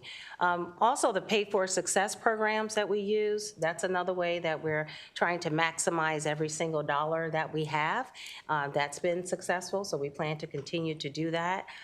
In addition to that, urban stormwater, we really need to pay more attention to that, and that's why we're updating the stormwater regulations. We also have an opportunity when the MS4 permits come up for review and renewal. We're making sure that we're putting more restoration ask in those permits as well. So that's what we're doing. Thank you. Secretary? Thank you very much, Madam Chair, Mr. Vice Chair, members of the committee. Appreciate this opportunity. Mr. Gray, thank you for the thoughtful analysis. I did want to mention two things. On the comment about our Maryland Ag Conservation grants, MAX grants, and the MALF, Maryland Ag Land Preservation Foundation, acronym SOUP, those two programs are in fact disconnected in budget lines from the Whole Watershed Act. But there is, in fact, from a programmatic standpoint, a deep synergy between those two programs and their staff, who are eternally working to get more land under preservation and more conservation practices on farms. There's deep synergy between them and the rest of the Whole Watershed team. And the only reason that those are kept separate is because we've got those two existing very successful programs and we're able to count the incredible work that they're doing in Whole Watershed toward the rest of our goals. So that's the first point I wanted to make. The other one is to first thank you for your commitment to the LEAF program as we are standing that up, as we have hired our new program manager, and as we are launching this spring the program formally with a cohort of farmers so that we can get it up and running while still using our existing conservation programs and other grants. We're very excited to see the progress of that. It is, and I did want to address the point about Whole Watershed Act and specifically the CHOP Tank program, encouraging a bottom-up with farmers taking the lead. One of the benefits of the LEAF program, which our current existing programs don't necessarily have the benefit of, is it's flexible. And so we can use the idea and the concept of collaboration as a practice, so that if we, because we've seen it in Pennsylvania, they've taken the lead on the idea of targeting a stream, targeting all of the properties along that stream, and then fixing it and having a ribbon cutting. And the goal with that is we're able to target extremely precisely exactly where we need those practices. And so that's one of the goals of LEAF, is to take opportunities like the Whole Watershed Act and build that in. And it's not to say that we will stick strictly to the Whole Watershed Act when employing these kind of communal practices. We have the ability through LEAF to say this practice is great and it's available to be recognized through this program universally around the state, a stream buffer, et cetera. But it gives us the ability through LEAF to say, yes, but a stream buffer on this watershed matters more. it will have a greater impact. So it's not just all stream buffers are the same, it is the ability to target and to enhance. So very much look forward to continued collaboration with my colleagues, as do our teams. Thank you. We have Delegate Spiegel with a question. Thank you, Madam Chair. Secretaries, welcome. Appreciate you all being here. I think you may have preempted one of my first questions, which was to ask a little bit in more detail about the spotlight in Mr. Gray's analysis on what appeared to be a little bit of an imbalance between the Whole Watershed Act sectors that were identified and the Whole Watershed Act projects that were identified, particularly in terms of agriculture. But I think you have offered a pretty good explanation so far, but I wanted to see if you had anything else to add to sort of help explain beyond what you've already offered in terms of the other projects that are outside of the Whole Watershed Act, technically speaking, but still have positive impacts for agriculture. Yeah, I'd be happy to. I think one of the things I just would expand on is some of the projects that we selected were actually projects that were underway, if you will. Antietam Creek is the perfect example of that. Washington County had put together a plan with some local funding, specifically focused on a community that struggles with flooding and also contributes to poor water quality. But all they were really going to be able to do was some stabilization. And so what we did with the Whole Watershed Act is we came in, we saw that, we worked with a nonprofit that was working with them to really build out that project, to do the restoration work, to do downstream work. And now what we're doing is targeting that upstream work through the Maryland Agricultural Cost Share Program and land preservation. So we're kind of using some of the projects where they are as the seed to continue to grow that plant, if you will. We're trying to use an ag analogy here. Appreciate that. But the goal really is to help farmers, to plug farmers in and draw that connection, right? Because normally when we're doing these projects, we're doing them in one place and we're not thinking about what we're doing upstream. And we really think the ag space upstream is going to be really where we can get a lot of the return on these projects in years 2, 3, and 4. I don't know if you wanted to add anything else, Secretary Addix, or if you're good with that. I will say that is sufficient, and it goes back to that collaboration. We believe we know where all these practices are needed. We are learning through this collaboration and through working with the local teams, right? So keep in mind that there were entities that have applied to be part of Whole Watershed. It's not the state saying, these are the ones we want to do. It is a partnership with locals, and it is through that partnership that we gain a lot of clarity about what the community thinks it needs as well. Great, thank you. And then if I may, Madam Chair, I also wanted to ask about the Conowingo Dam settlement. One thing that jumped out at me was that it appears that the settlement includes commitments for dredging as one element of the different mitigation tactics. And it looks like there's $18.7 million allocated for dredging as part of the settlement. And it's my understanding that dredging has not been found to be a particularly cost-effective method for addressing nutrient and sediment loads in the watershed. And I just wondered if any of you all wanted to comment on why we sort of are keeping dredging in the mix of the different items that are on the settlement list. Okay, I'll answer that question, and thank you for that. So there has been some concerns about how effective is dredging. We do have an MOU with the Army Corps of Engineers, and it's already been set up. I think this contract or MOU started back in May of 2025. Those are some of the things that study is to do. Look at modeling, how effective really is dredging behind the dam. And so once we get the results, which we're expecting to get in I think we're spring 2027, we'll have a little more information about how effective is it really. And that's why we haven't really invested in dredging as much as we wanted to until we get the study done. Great. Thank you. Thank you, Madam Chair. Any other questions? Delegate Harrison. Thank you. I wanted to just follow up on that, but I had another question. So you said that the study with the Army Corps is looking at dredging behind the dam. Is that? It's looking at a lot of things, but yes, it's modeling scenarios. Okay. Including that. All right, and then that goes then with the trash and debris removal because that's where the biggest problem is. Right. And so is it the thought or the premise behind that portion of what you're looking at, that once most of the trash and debris has been removed, that dredging then would help with the health of the watershed? Yeah, they're looking at all of that in the study. They're looking at trash removal, the impacts of if it is removed, and dredging, and what is the return on investment actually. Because it costs a lot to dredge. And is any of it going on right now, trash removal or anything? Is that currently occurring?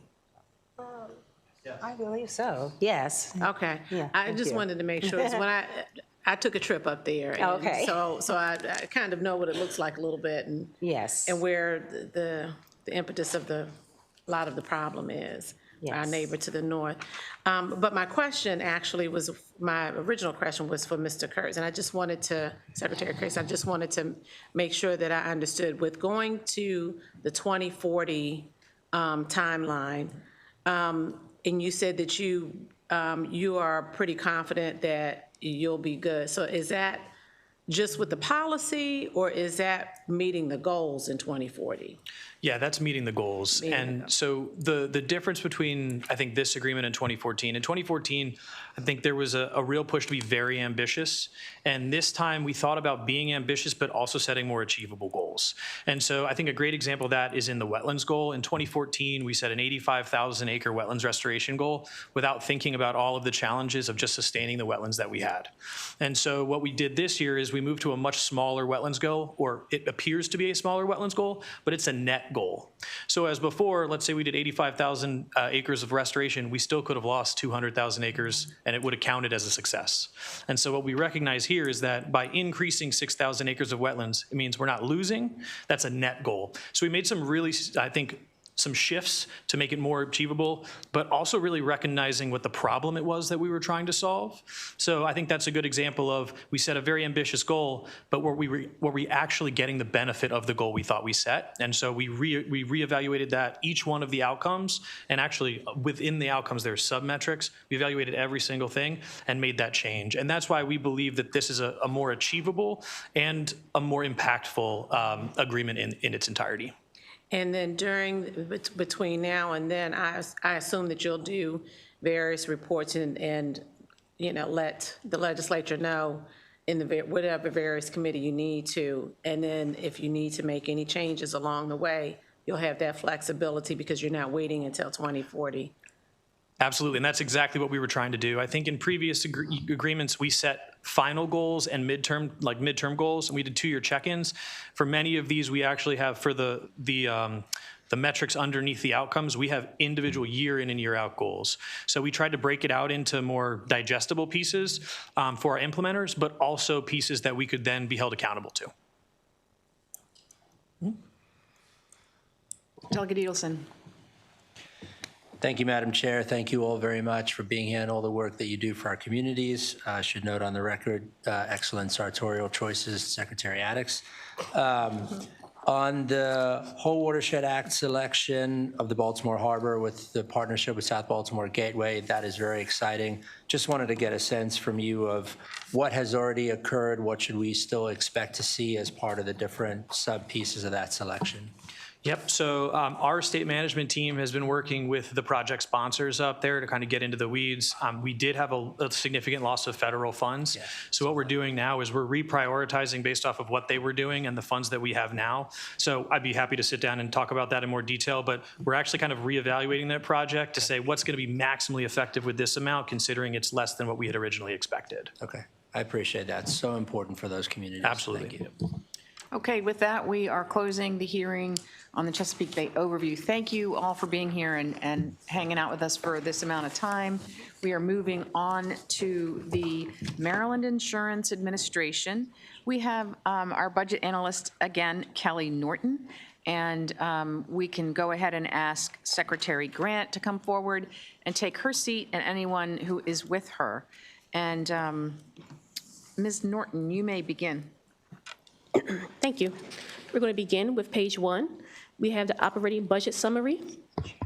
The budget for fiscal 2027 increases to $59.3 million, a 3.2% increase compared to fiscal 2026.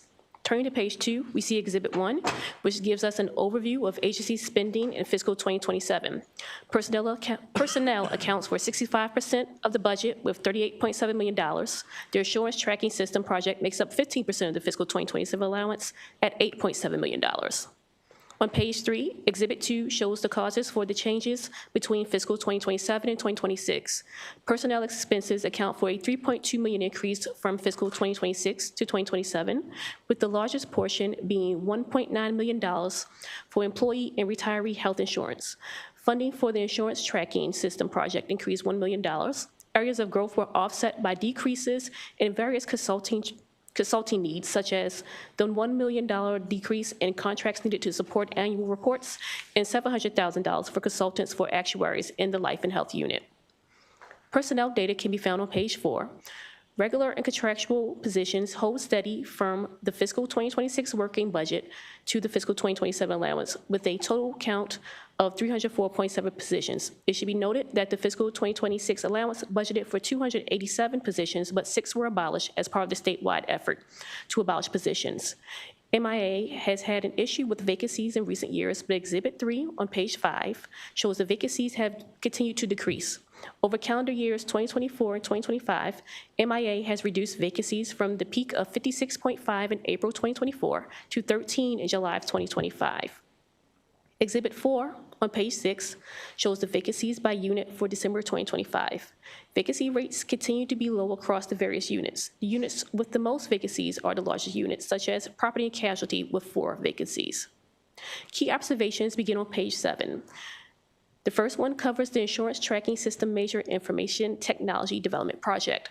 This project began in fiscal 2021 with one vendor who defaulted on the contract, causing the project to stall. MIA has been working with Salesforce under the state's master contract since calendar 2023. Phase 1 of the project was completed in May 2025, and MIA has moved to Phase 2, which will include 2 releases, 4A and 4B. The 4A release will be delayed to later in fiscal 2026 due to Salesforce not having the built-in document management capability needed by certain units. Exhibit 5 on page 8 demonstrates how the total cost projects continue to grow. During last session, the total cost of the project was estimated at $18.1 million. The estimate is now between $30 to $40 million. Exhibit 6 on page 9 shows the project's budget. The current working appropriation is $7.7 million and increases $1 million to $8.7 million in fiscal 2027. The Department of Legislative Services recommends adopting committee narrative to request that MIA update the committees on the progress of the project as well as actual and estimated project costs. The next key observation is property and insurance complaints beginning on the current page. MIA receives and processes complaints from consumers seeking review of insurance policies for compliance with state insurance laws. Exhibit 7 on page 10 shows the property and casualty complaints received and resolved in 90 days from fiscal 2021 to 2025. The goal is to resolve 90% of these complaints within 90 days. Beginning in fiscal 2026, the goal is 80%. In fiscal 2025, over 7,100 complaints were received, but only 44% were resolved within 90 days. This percentage is up from 36% in 2024, but far from the goals of 90% or 80%. MIA should discuss how it plans to increase the rate of resolution to levels closer to its goal. Key observation 3 is the fraud division, which is responsible for investigating complaints relating to alleged insurance fraud committed by insurance companies, insurance producers, or consumers. Exhibit 8 on page 11 shows the fraud cases open and closed within 180 days from fiscal 2017 to 2025. There's been an overall decline of referrals open for investigation from 2017 to 2024. Despite this decrease in referrals, the percentage of cases closed within 180 days decreased from 97% to 22%. However, in fiscal 2025, the percentage of cases closed within 180 days increased to 77%, while cases open increased over the previous fiscal year. MIA should comment on actions that it took to improve the timely closure rate. MIA introduced new Managing for Results, or MFR, metrics in the 2027 submission for fraud cases. Prior to this submission, MIA had a goal of cases should be referred for charges within 180 days, but has decided tiers will allow the agency to allot more time for more complex cases. Tier 1 involves cases that have 2 or less suspects, 2 or less victims, and losses of $50,000 or less. and there's no organized crime activity suspected. Tier 2, the case involves any of the following 3 to 4 suspects, 3 to 4 victims, losses of $50,000 to $200,000, suspected organized activity. An anticipated level of complexity after supervisory review is significantly above average. In Tier 3, the case involves any of the following: 5 or more suspects, 5 or more victims, losses above $200,000, or is identified as highly complex and requiring excessive time and resources. Tier 1 cases should be referred for investigation within 180 days, Tier 2 cases within 270 days, and Tier 3 cases within 365 days. Exhibit 9 on page 12 shows MIA's new MFR data for cases investigated and referred for charges by tier. In 2025, 20 Tier 1 cases were open and referred for charges, and 5 Tier 2 cases were open and referred for charges within the allotted time. The last key observation discusses the work group on personal private automobile affordability. Chapter 395 of 2025 directed MIA to convene a work group on automobile affordability in the state. The work group released its report in December 2025, and the work group recommended the MIA should periodically report on Maryland's metrics using the Federal Insurance Office's definition of affordability, studying the feasibility of integrating the system used by officers during traffic stops with the MVA online insurance verification, allowing officers to identify drivers without insurance, studying towing and post-towing procedures following accidents on roads other than state highways to identify overcharging insurers, studying whether changes should be made to Maryland's graduated licensing and traffic safety laws to reduce the frequency of collision and bodily injury claims related to teen drivers and child passengers, studying the feasibility of a low-cost automobile insurance program for low-income Marylanders, studying the feasibility of a credit relief program to reduce insurance for low-income Marylanders. Maryland Auto should implement its plan to shorten its policy terms from 12 to 6 months, and MIA should submit an annual report on the financial performance and underwriting profitability of insurers. MIA has plans to introduce legislation related to the low-cost automobile insurance and credit relief recommendations during this session. The operating recommendation is found on page 14, and it is for a committee narrative requesting status reports on the ongoing insurance tracking system project, and that concludes my presentation. Thank you very much. You always do a really good job for us, and we appreciate that. And we are going to go ahead and have you have the secretary respond and offer any comments you would like, and then we have some questions. Thank you so much, Madam Chair, Vice Chair Edelson, subcommittee members. It's great to be with you today. Marie Grant, Maryland Insurance Commissioner. I'm joined at the table with our Deputy Commissioner, Joy Hatchett, who's also been our Acting Associate Commissioner of PNC, our Chief of Staff, Ivy Warren, who has been, I think, living and breathing our Salesforce and our MITDP since she joined us in February. And then our Associate Commissioner, Rob Wynn, who joined just before I did last year and has really done extraordinary work in revamping and reinvigorating our fraud and enforcement. So just really want to extend our thanks to Ms. Norton and DLS for their thoughtful and thorough analysis of our FY27 budget. We agree with the recommendations that have been set forth. I'm just going to talk in some more detail about some of the points that were highlighted in the analysis. So as the DLS analysis notes, and really our biggest budget initiative beyond our personnel, we continue our work in improving and enhancing our cybersecurity and technology infrastructure through our MITDP and our implementation and replacement of our insurance tracking system. It's had a long history. I think we originally had a procurement out that ultimately failed because the vendor chosen at that time couldn't complete the scope within the work. It then went to using a do-it master contract and using Salesforce to do that project replacement. And so because we're using the master contract, there are some unique aspects of how that project is budgeted. I'm going to talk through some of the changes in the numbers that you are seeing year to year in the total cost of the project. We have submitted 2 update reports that are more detailed in this past fiscal year in response to the requirements of the Joint Chairman's report. So we've developed in FY26 so far a really robust change management strategy for our team for this project. We've been working with subject matter experts to familiarize them with Salesforce and the system. We've held multiple training sessions for our teams.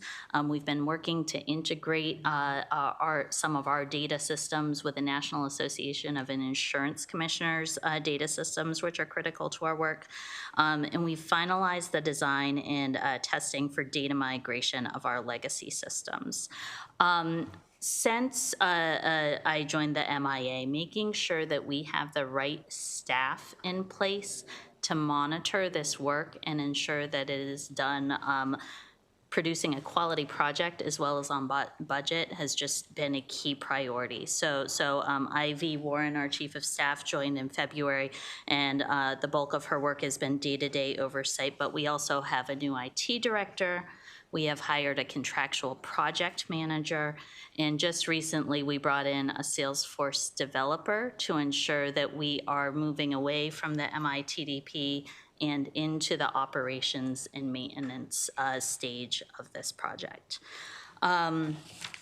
With reference to document management, our biggest project for FY26 in Salesforce is revamping our complaint system for both our life and health complaints and our property and casualty complaints. And the document management capabilities of Salesforce didn't meet the needs of our teams, and so we've been working to bring a separate document management vendor on board, which should be completed very, very shortly, and will allow that work to complete in FY26. We've also made the decisions to de-scope some of the projects that were originally allocated for Salesforce, particularly our hearings unit. That was a space where we didn't think the Salesforce engine was necessary. There's plenty of off-the-shelf software that can do the work to help our hearings unit, and so we've just scoped that.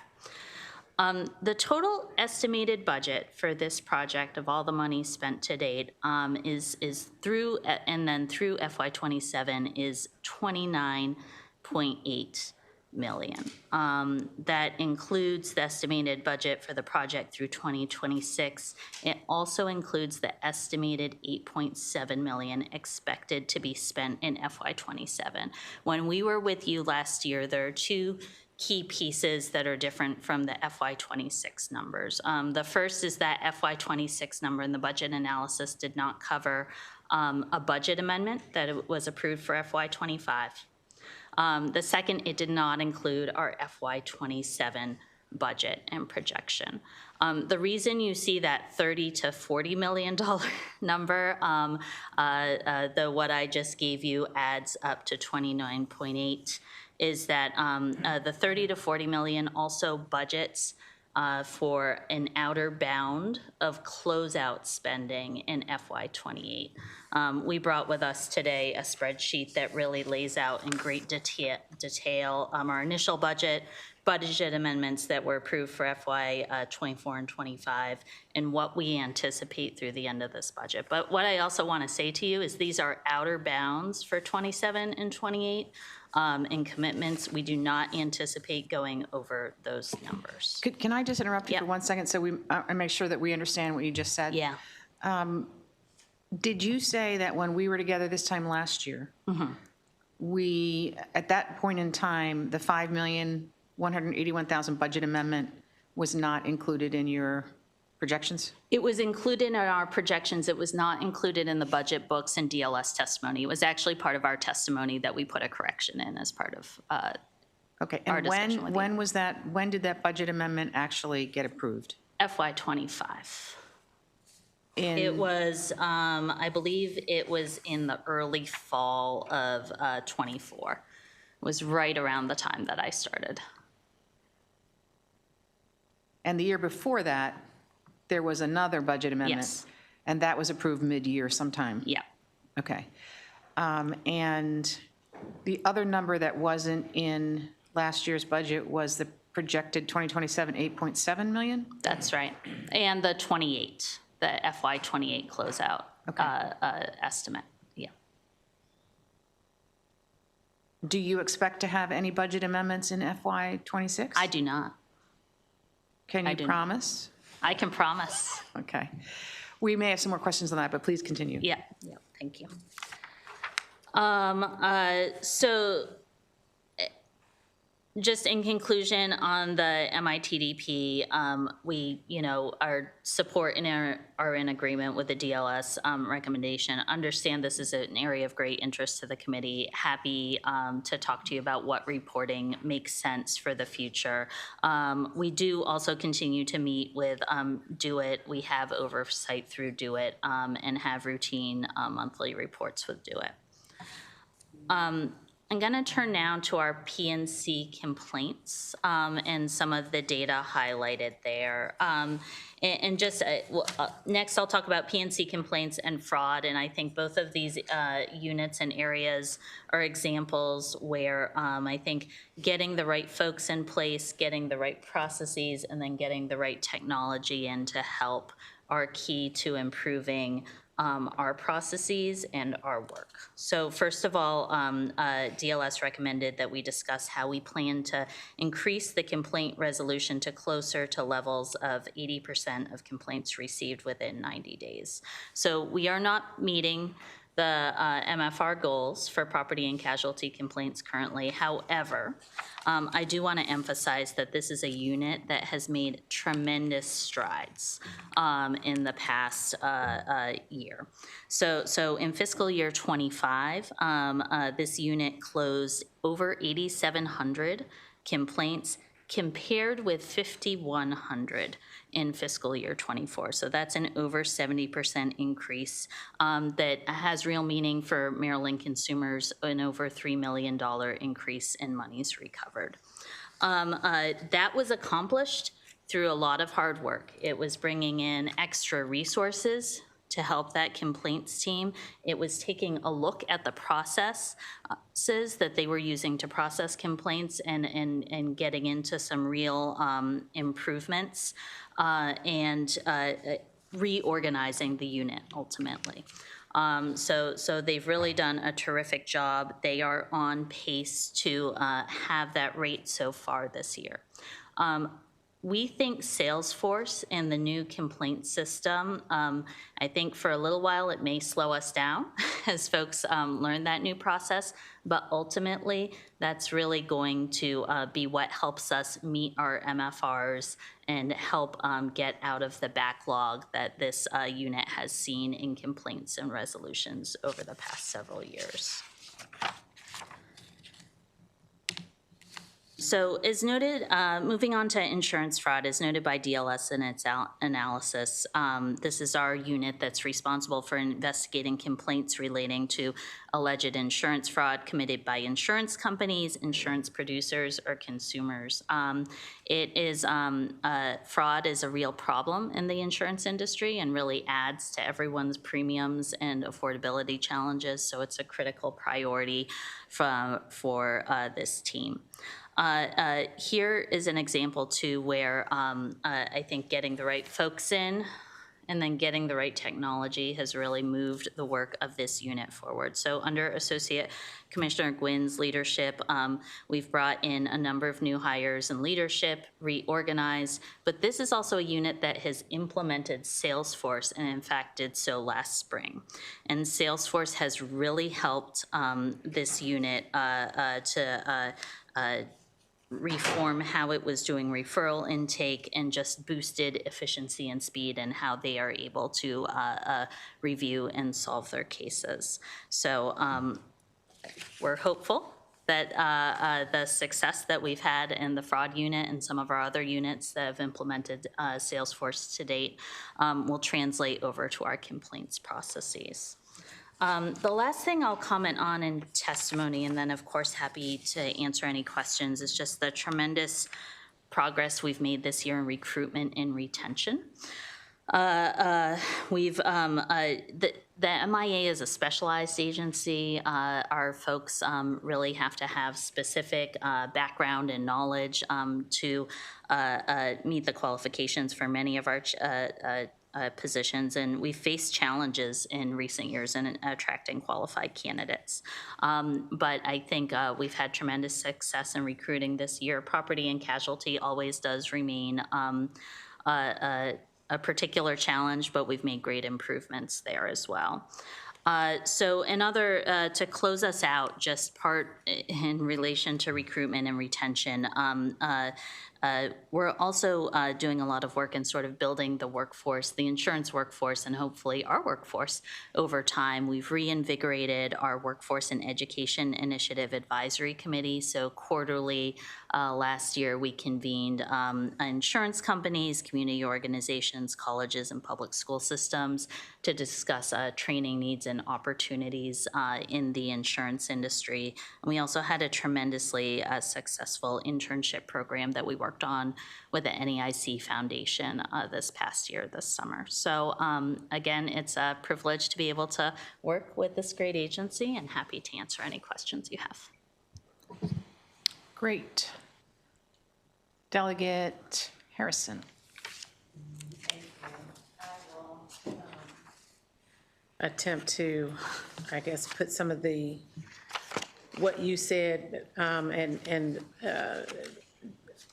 gather that with the questions that I had. And, obviously, the very first one is the major jump in the cost of the IT program, basically is what it is. It's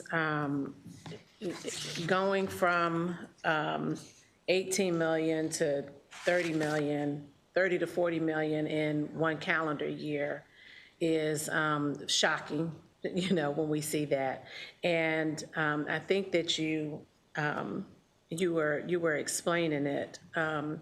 But when I look at, I'm assuming that this is the document that you provided for us, the initial budget and the actual. Yes, yeah. Yes. Yeah. So for FY26,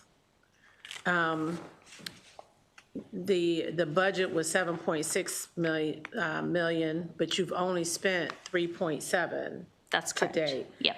And so, you still have quite a bit. And then, next year for FY27, another $1 million. And then all of that going into what I guess you're referring to, excuse me, as operations and maintenance and out year, I forget the term you used, out of bound, I think is what you used. Just to sort of wrap it up, tidy it, after implementation. So,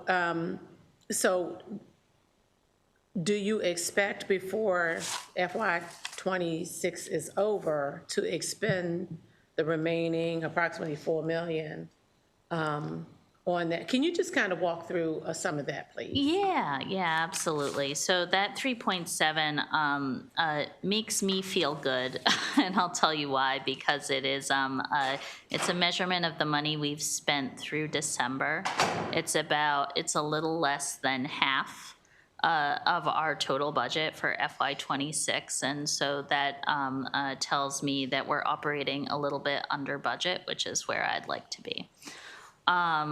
So we do anticipate spending that remainder in FY26, and as I just made a promise in public before all of you, we do not plan to submit a budget amendment for FY26.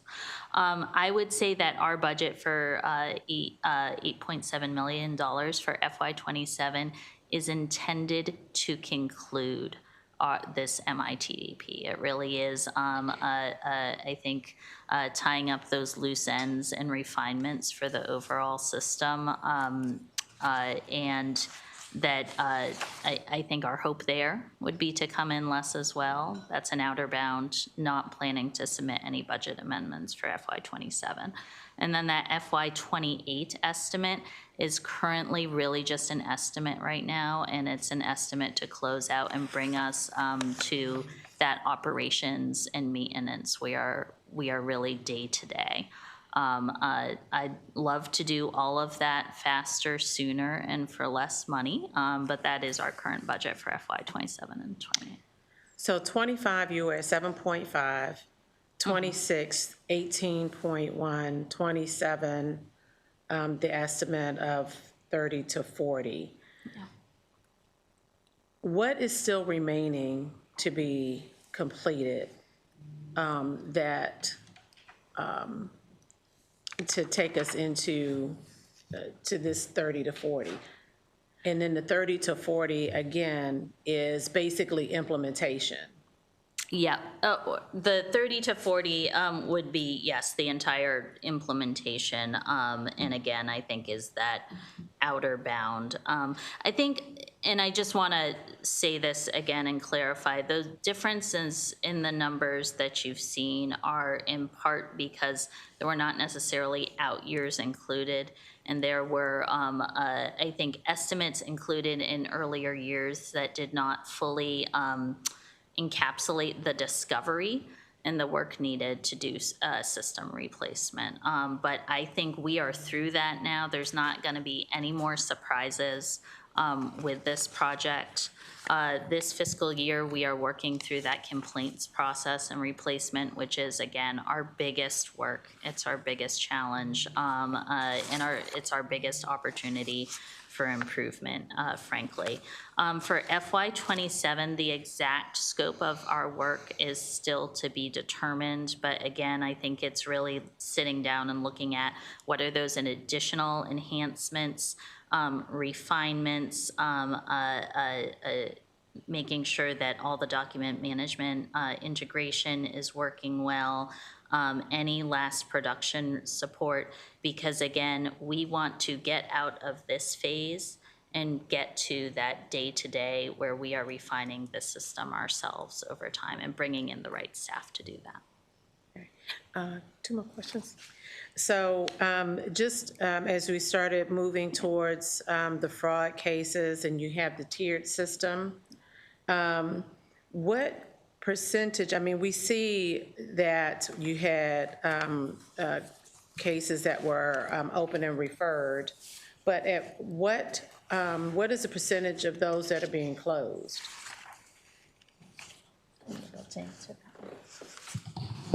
I'm sorry, so the percentage of those in Exhibit 8?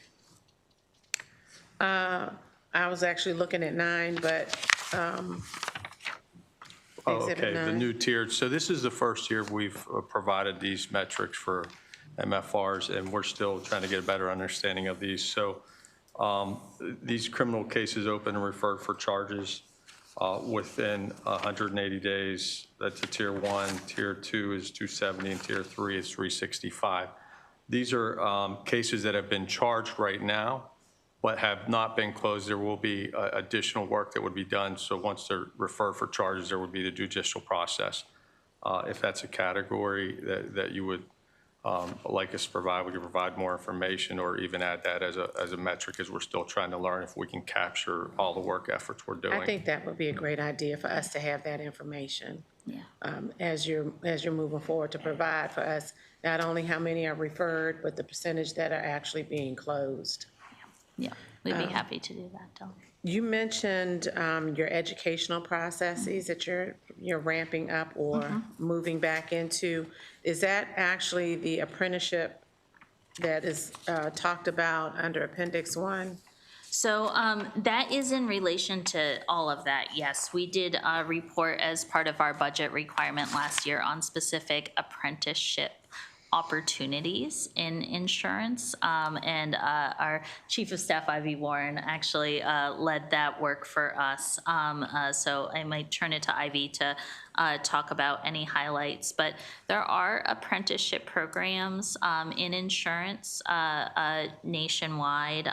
There's also apprenticeship programs for jobs that may not just be specifically insurance, but things like technology and finance that are real areas that insurance companies want to hire in. And so I think we were able to identify a number of national programs, some city-specific work across industries, and potential opportunities for Maryland to consider down the line. So you don't have anything in place at the moment? We don't have apprenticeship programs at our agency at this time, no. Okay, and do you plan to have them? And again, we talked actively to the Department of Labor about whether that would make sense for us. The plan is not at this time, but really trying to figure out if there are opportunities with the Maryland Department of Labor to partner there. And if I can add, again, Ivy Warren, Chief of Staff. One thing I have found through research and talking to agencies and organizations in the state of Maryland is that there are quite a few existing apprenticeships within, like the commissioner said, the insurance agency and general positions like IT, accounting, different finance organizations, and they incorporate the insurance world with those apprenticeships. However, we have an advisory group that meets quarterly, and we have seen an interest increase in a lot of the organizations and the private companies that are attending our quarterly advisory group meetings. The interest is increasing for them to join existing apprenticeships and to create their own. So currently, there is a lot of collaboration that's happening. And, you know, the Maryland Insurance Administration has been a hub to kind of collect that information and tie up some loose ends and make sure that organizations that currently exist in Maryland know about the other organizations that are currently doing the work. So it's a lot of collaboration and research is being done now, but I could definitely see something leading towards that, or at least assisting an organization that's doing it successfully happen in the near future. I'll jump in with a question and give you a break for a minute.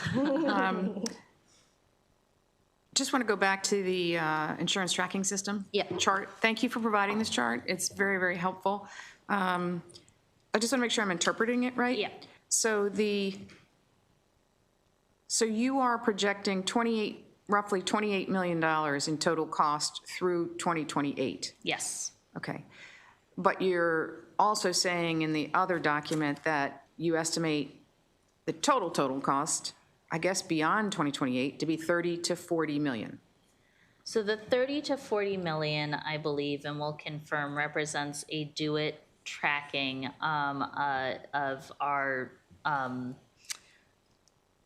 overall cost through 28. And I should take a step back and say, if we're looking at this chart, and if you consider the FY28 projection, which is purely a projection at this point, the final budget, if you include that, would be about $33.8 million. But that, again, includes that 3.9 for 28, which is not currently part of the budget, just a projection for closeout. Okay, so. And is an outer bound. So you're actually projecting 33,871,000 through 2028? Yeah. Okay. Yes.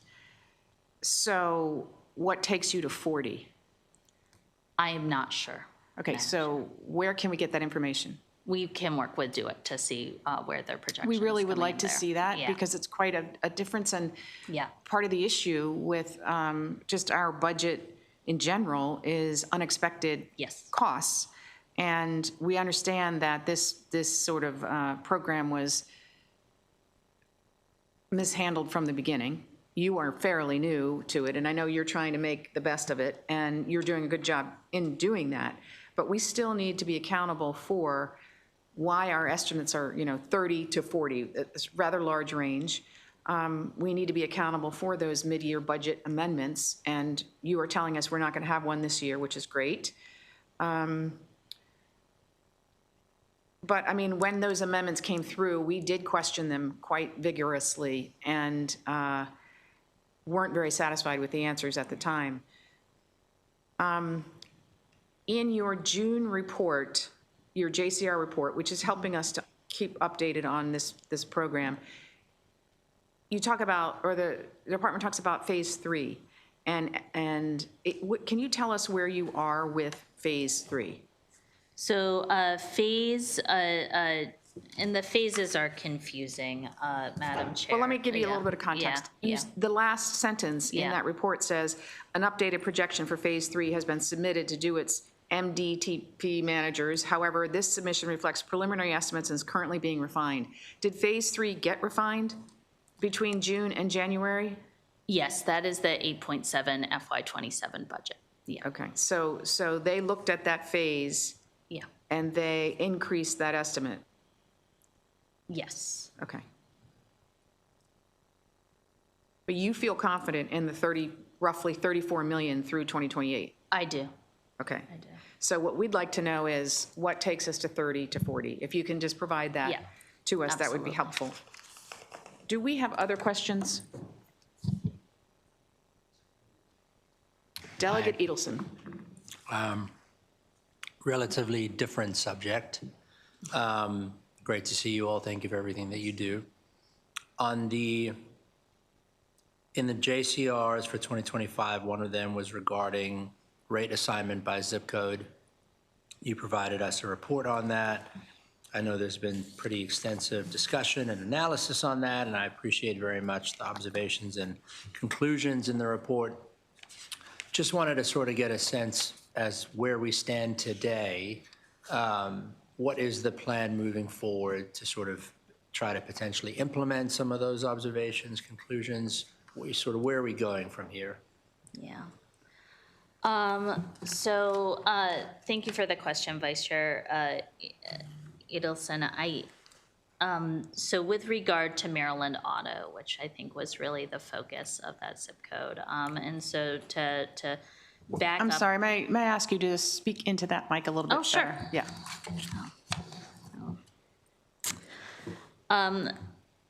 So that report really focused on Maryland Auto, and just to back up, I think as you all know, have heard earlier this week, Maryland Auto is Maryland's high-risk pool for drivers who are unable to obtain private insurance on the private market. And Maryland Auto has long had a practice of using an affordability index where they will cap in certain zip codes the overall rate to go that they charge someone. So the rates, and I want to be clear, the rates in those zip codes are still high, right? But they are capping the level, even though the risk would say that the rates should be higher.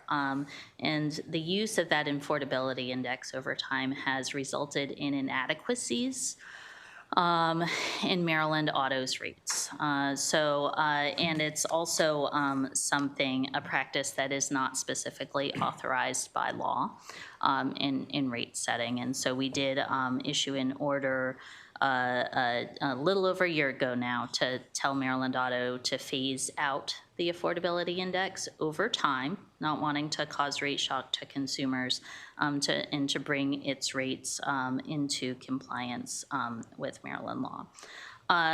Maryland Auto did issue its financial situation resulted in an assessment on drivers for the first time in many years this year. They are looking at one next year, although their final books and closeout is still to be determined. And based on the financial projections that we're seeing, they will likely issue another assessment next year. So I think in short, there are I think there's other legislation out there this year about Maryland Auto and whether they can still continue to essentially use the affordability index that they've been using. I think that is a policy decision for the General Assembly. But they, I think inadequate rates have led them to a situation where they are in this assessment territory, and without some changes, I think we're going to be in assessment territory for the foreseeable future. Thank you. Yeah. Not so much on that particular subject. I did forget to ask you about the audit findings.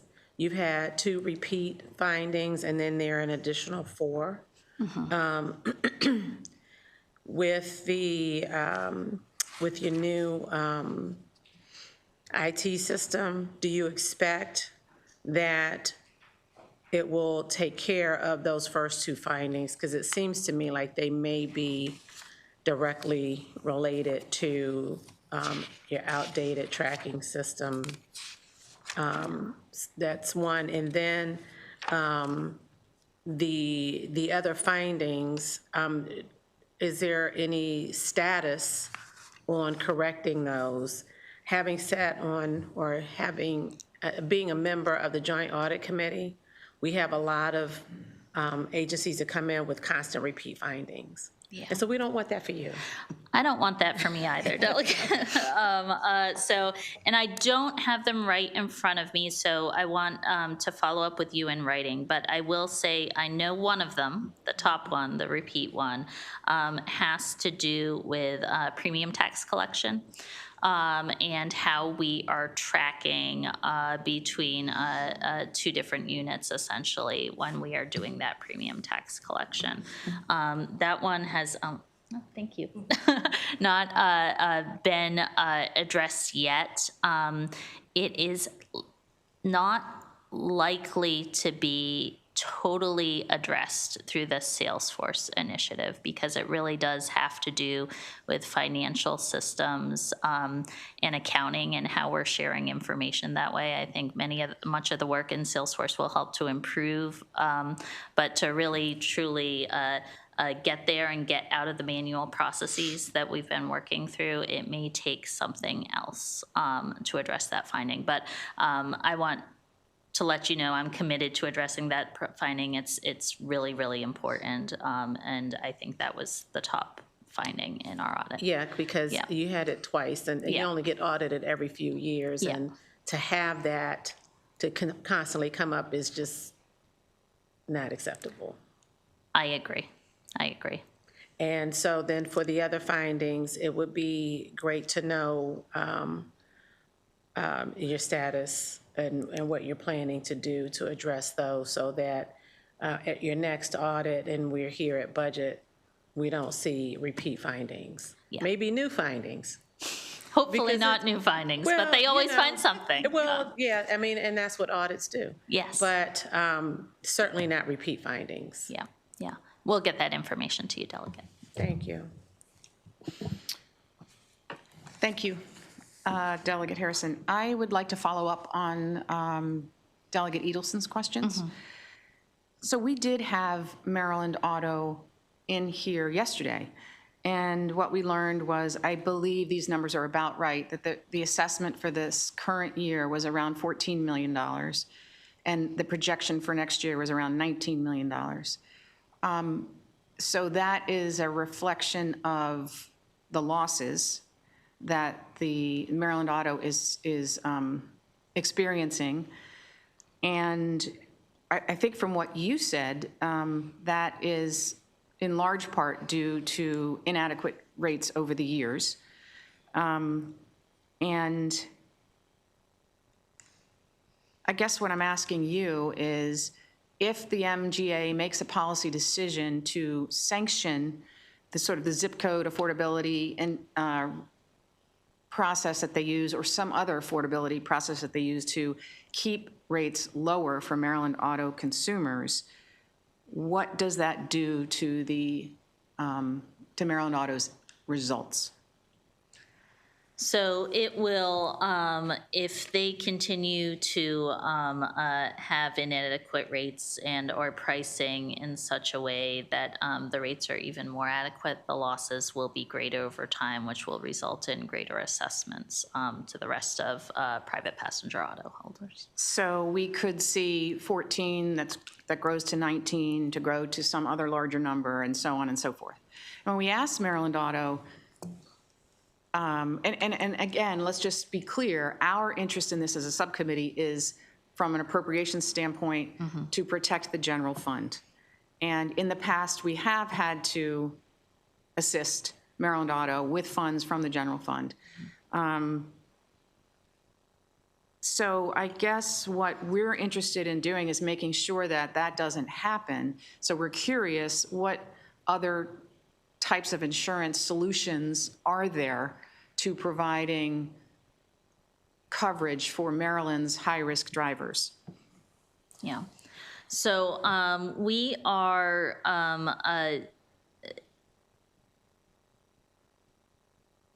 let me first start and say, because this was part of the discussion we had with Maryland Auto last year, because they are sort of continually operating in the red right now, and because of their book of business, I think even if they raise rates, I agree with Executive Director Redmer, that on its own makes it hard in this environment to get out of the red and into the black, just because of where they are now and the way that they would need to build to surplus over time.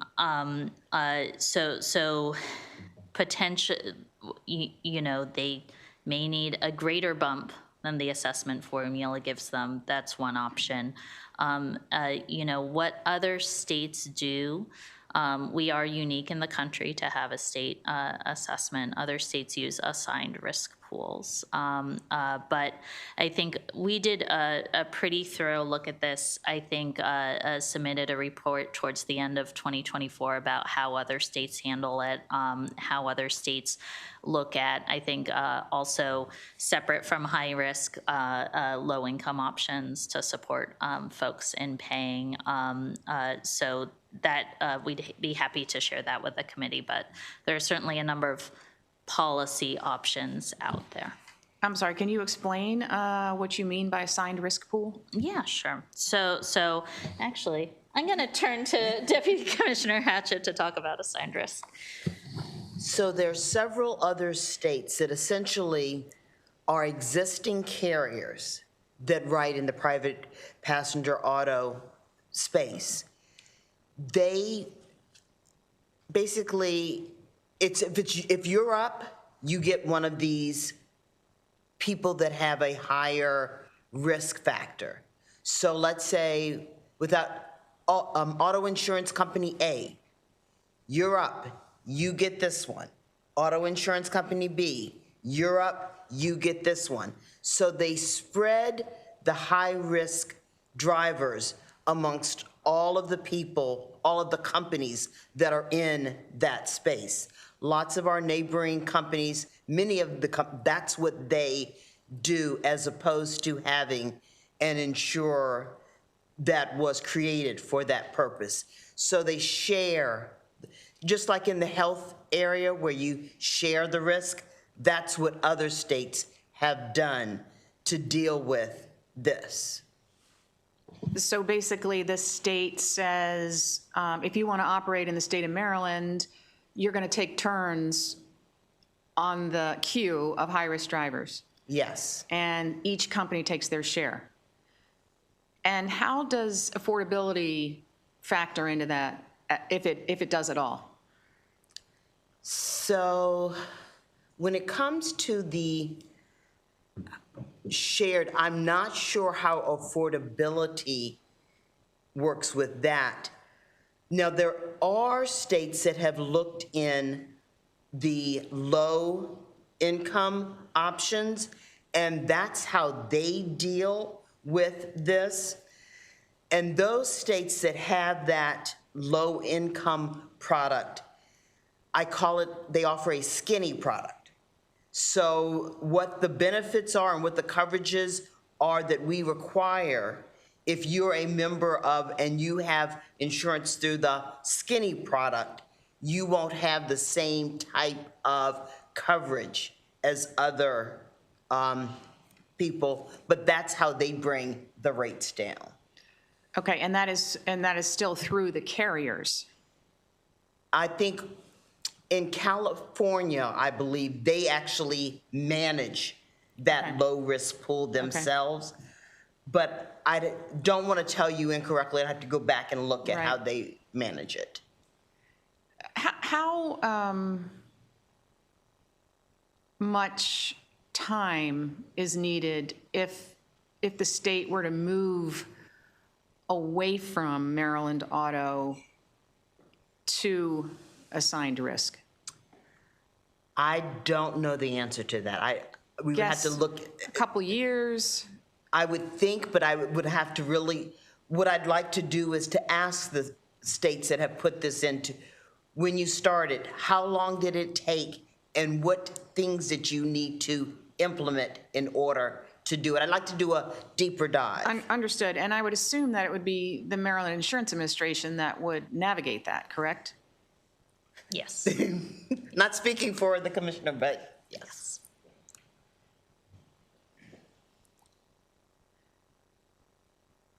Any other questions on this? Go ahead, Delegate Edelson. Just to follow up on the financial piece of it, how do the carriers in those other states withstand the requirement that they take on the high-risk pool of insureds? So, and let me go back just another step.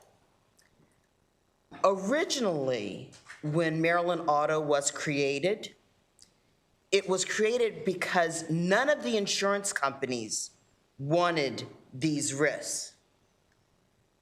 You'd be surprised that has changed. There are many companies now that because of and through their underwriting guidelines will take on more risky drivers, and their premiums are already there, and that's factored in. So for some of these companies, it won't necessarily be that much of a change because their underwriting guidelines already have that in place. Now, for some companies, they would have to change their underwriting guidelines and saying, well, we will allow you to have 2 accidents, but you'd be surprised at how many companies now will accept those drivers that are considered higher risk. And so for those companies, should the other policyholders not necessarily expect a significant increase in their premiums as a result of the new, more risky pool of folks being sort of required to be covered? Like, that's what I'm trying to understand. If you compare it to right now, we're going to have to do an assessment. If you don't have the assessment and you have the sort of assigned risk requirements, how would that impact most policyholders? Yeah, and I want to get back to you specifically on how some of what we're seeing in states, but depending on the state, I do think there is a mechanism if for some reason you are running a loss on those folks where there's either a pool or some sort of assessment mechanism. So it may look a little bit different than what we do here in Maryland for Maryland Auto, but there may ultimately be in assigned risk pool some sort of surcharge and rates down the line to other policy members. So we'll get that information for you. Thank you.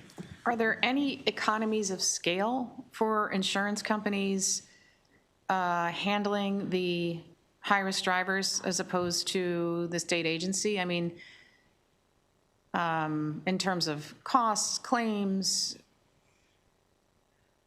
I can only speak to what I know, Madam Chair. I don't know that we've taken the deep dive into scale in other states. I think the example I have on hand is what we do in homeowners. It is a very different market. It's a pretty healthy market. We have a small assigned risk pool that's set up in statute. I believe they may have 2 employees. So it just works very differently. In follow-up to Delegate Edelson's point, wouldn't a insurance company that writes auto all across the risk spectrum, so they write very good risks, moderate risks, and then they get their share of the state's high risk, wouldn't they be in a better position to weather the losses because they have a large book of business that includes a lot of very profitable business? Typically in insurance, the larger the pool, the more you're able to manage the risks of higher risk folks. And are you aware of how many policies MAIF has these days? 30-some thousand? It's right around 30,000 folks. And that's dropped? It's dropped considerably. From like 45 or yeah, their 50? enrollment really depends in all kinds of things, but I think one of the big things is the underwriting appetite of the private market. So we had a time recently where rates were higher, there was greater underwriting, so Maryland Auto had greater enrollment. It was, I believe, over 40,000 folks last year, but that market has softened, rates have come down, underwriting guidelines relaxed. They're at 30. Thank you. Any other questions? Delegate Harrison. One more. If we were to move to the assigned risk model, do you anticipate any of our standard carriers to pull out of the Maryland market because they would be required to pick up more risk? I personally have not heard of that in other states, Delegate, but I don't, that would be a question we would need to ask. I don't know the answer of what they would do now. Members, any other questions? Okay, I'm going to ask our members to stay here because we'll have a quick voting session afterwards, and all of you may go, and we appreciate your information. We're going to get more information from you on the 30 to 40 million. Yep. And from Ms. Hatchett, perhaps a little more information on what we talked about. Thank you so much. Thank you so much, Madam Chair.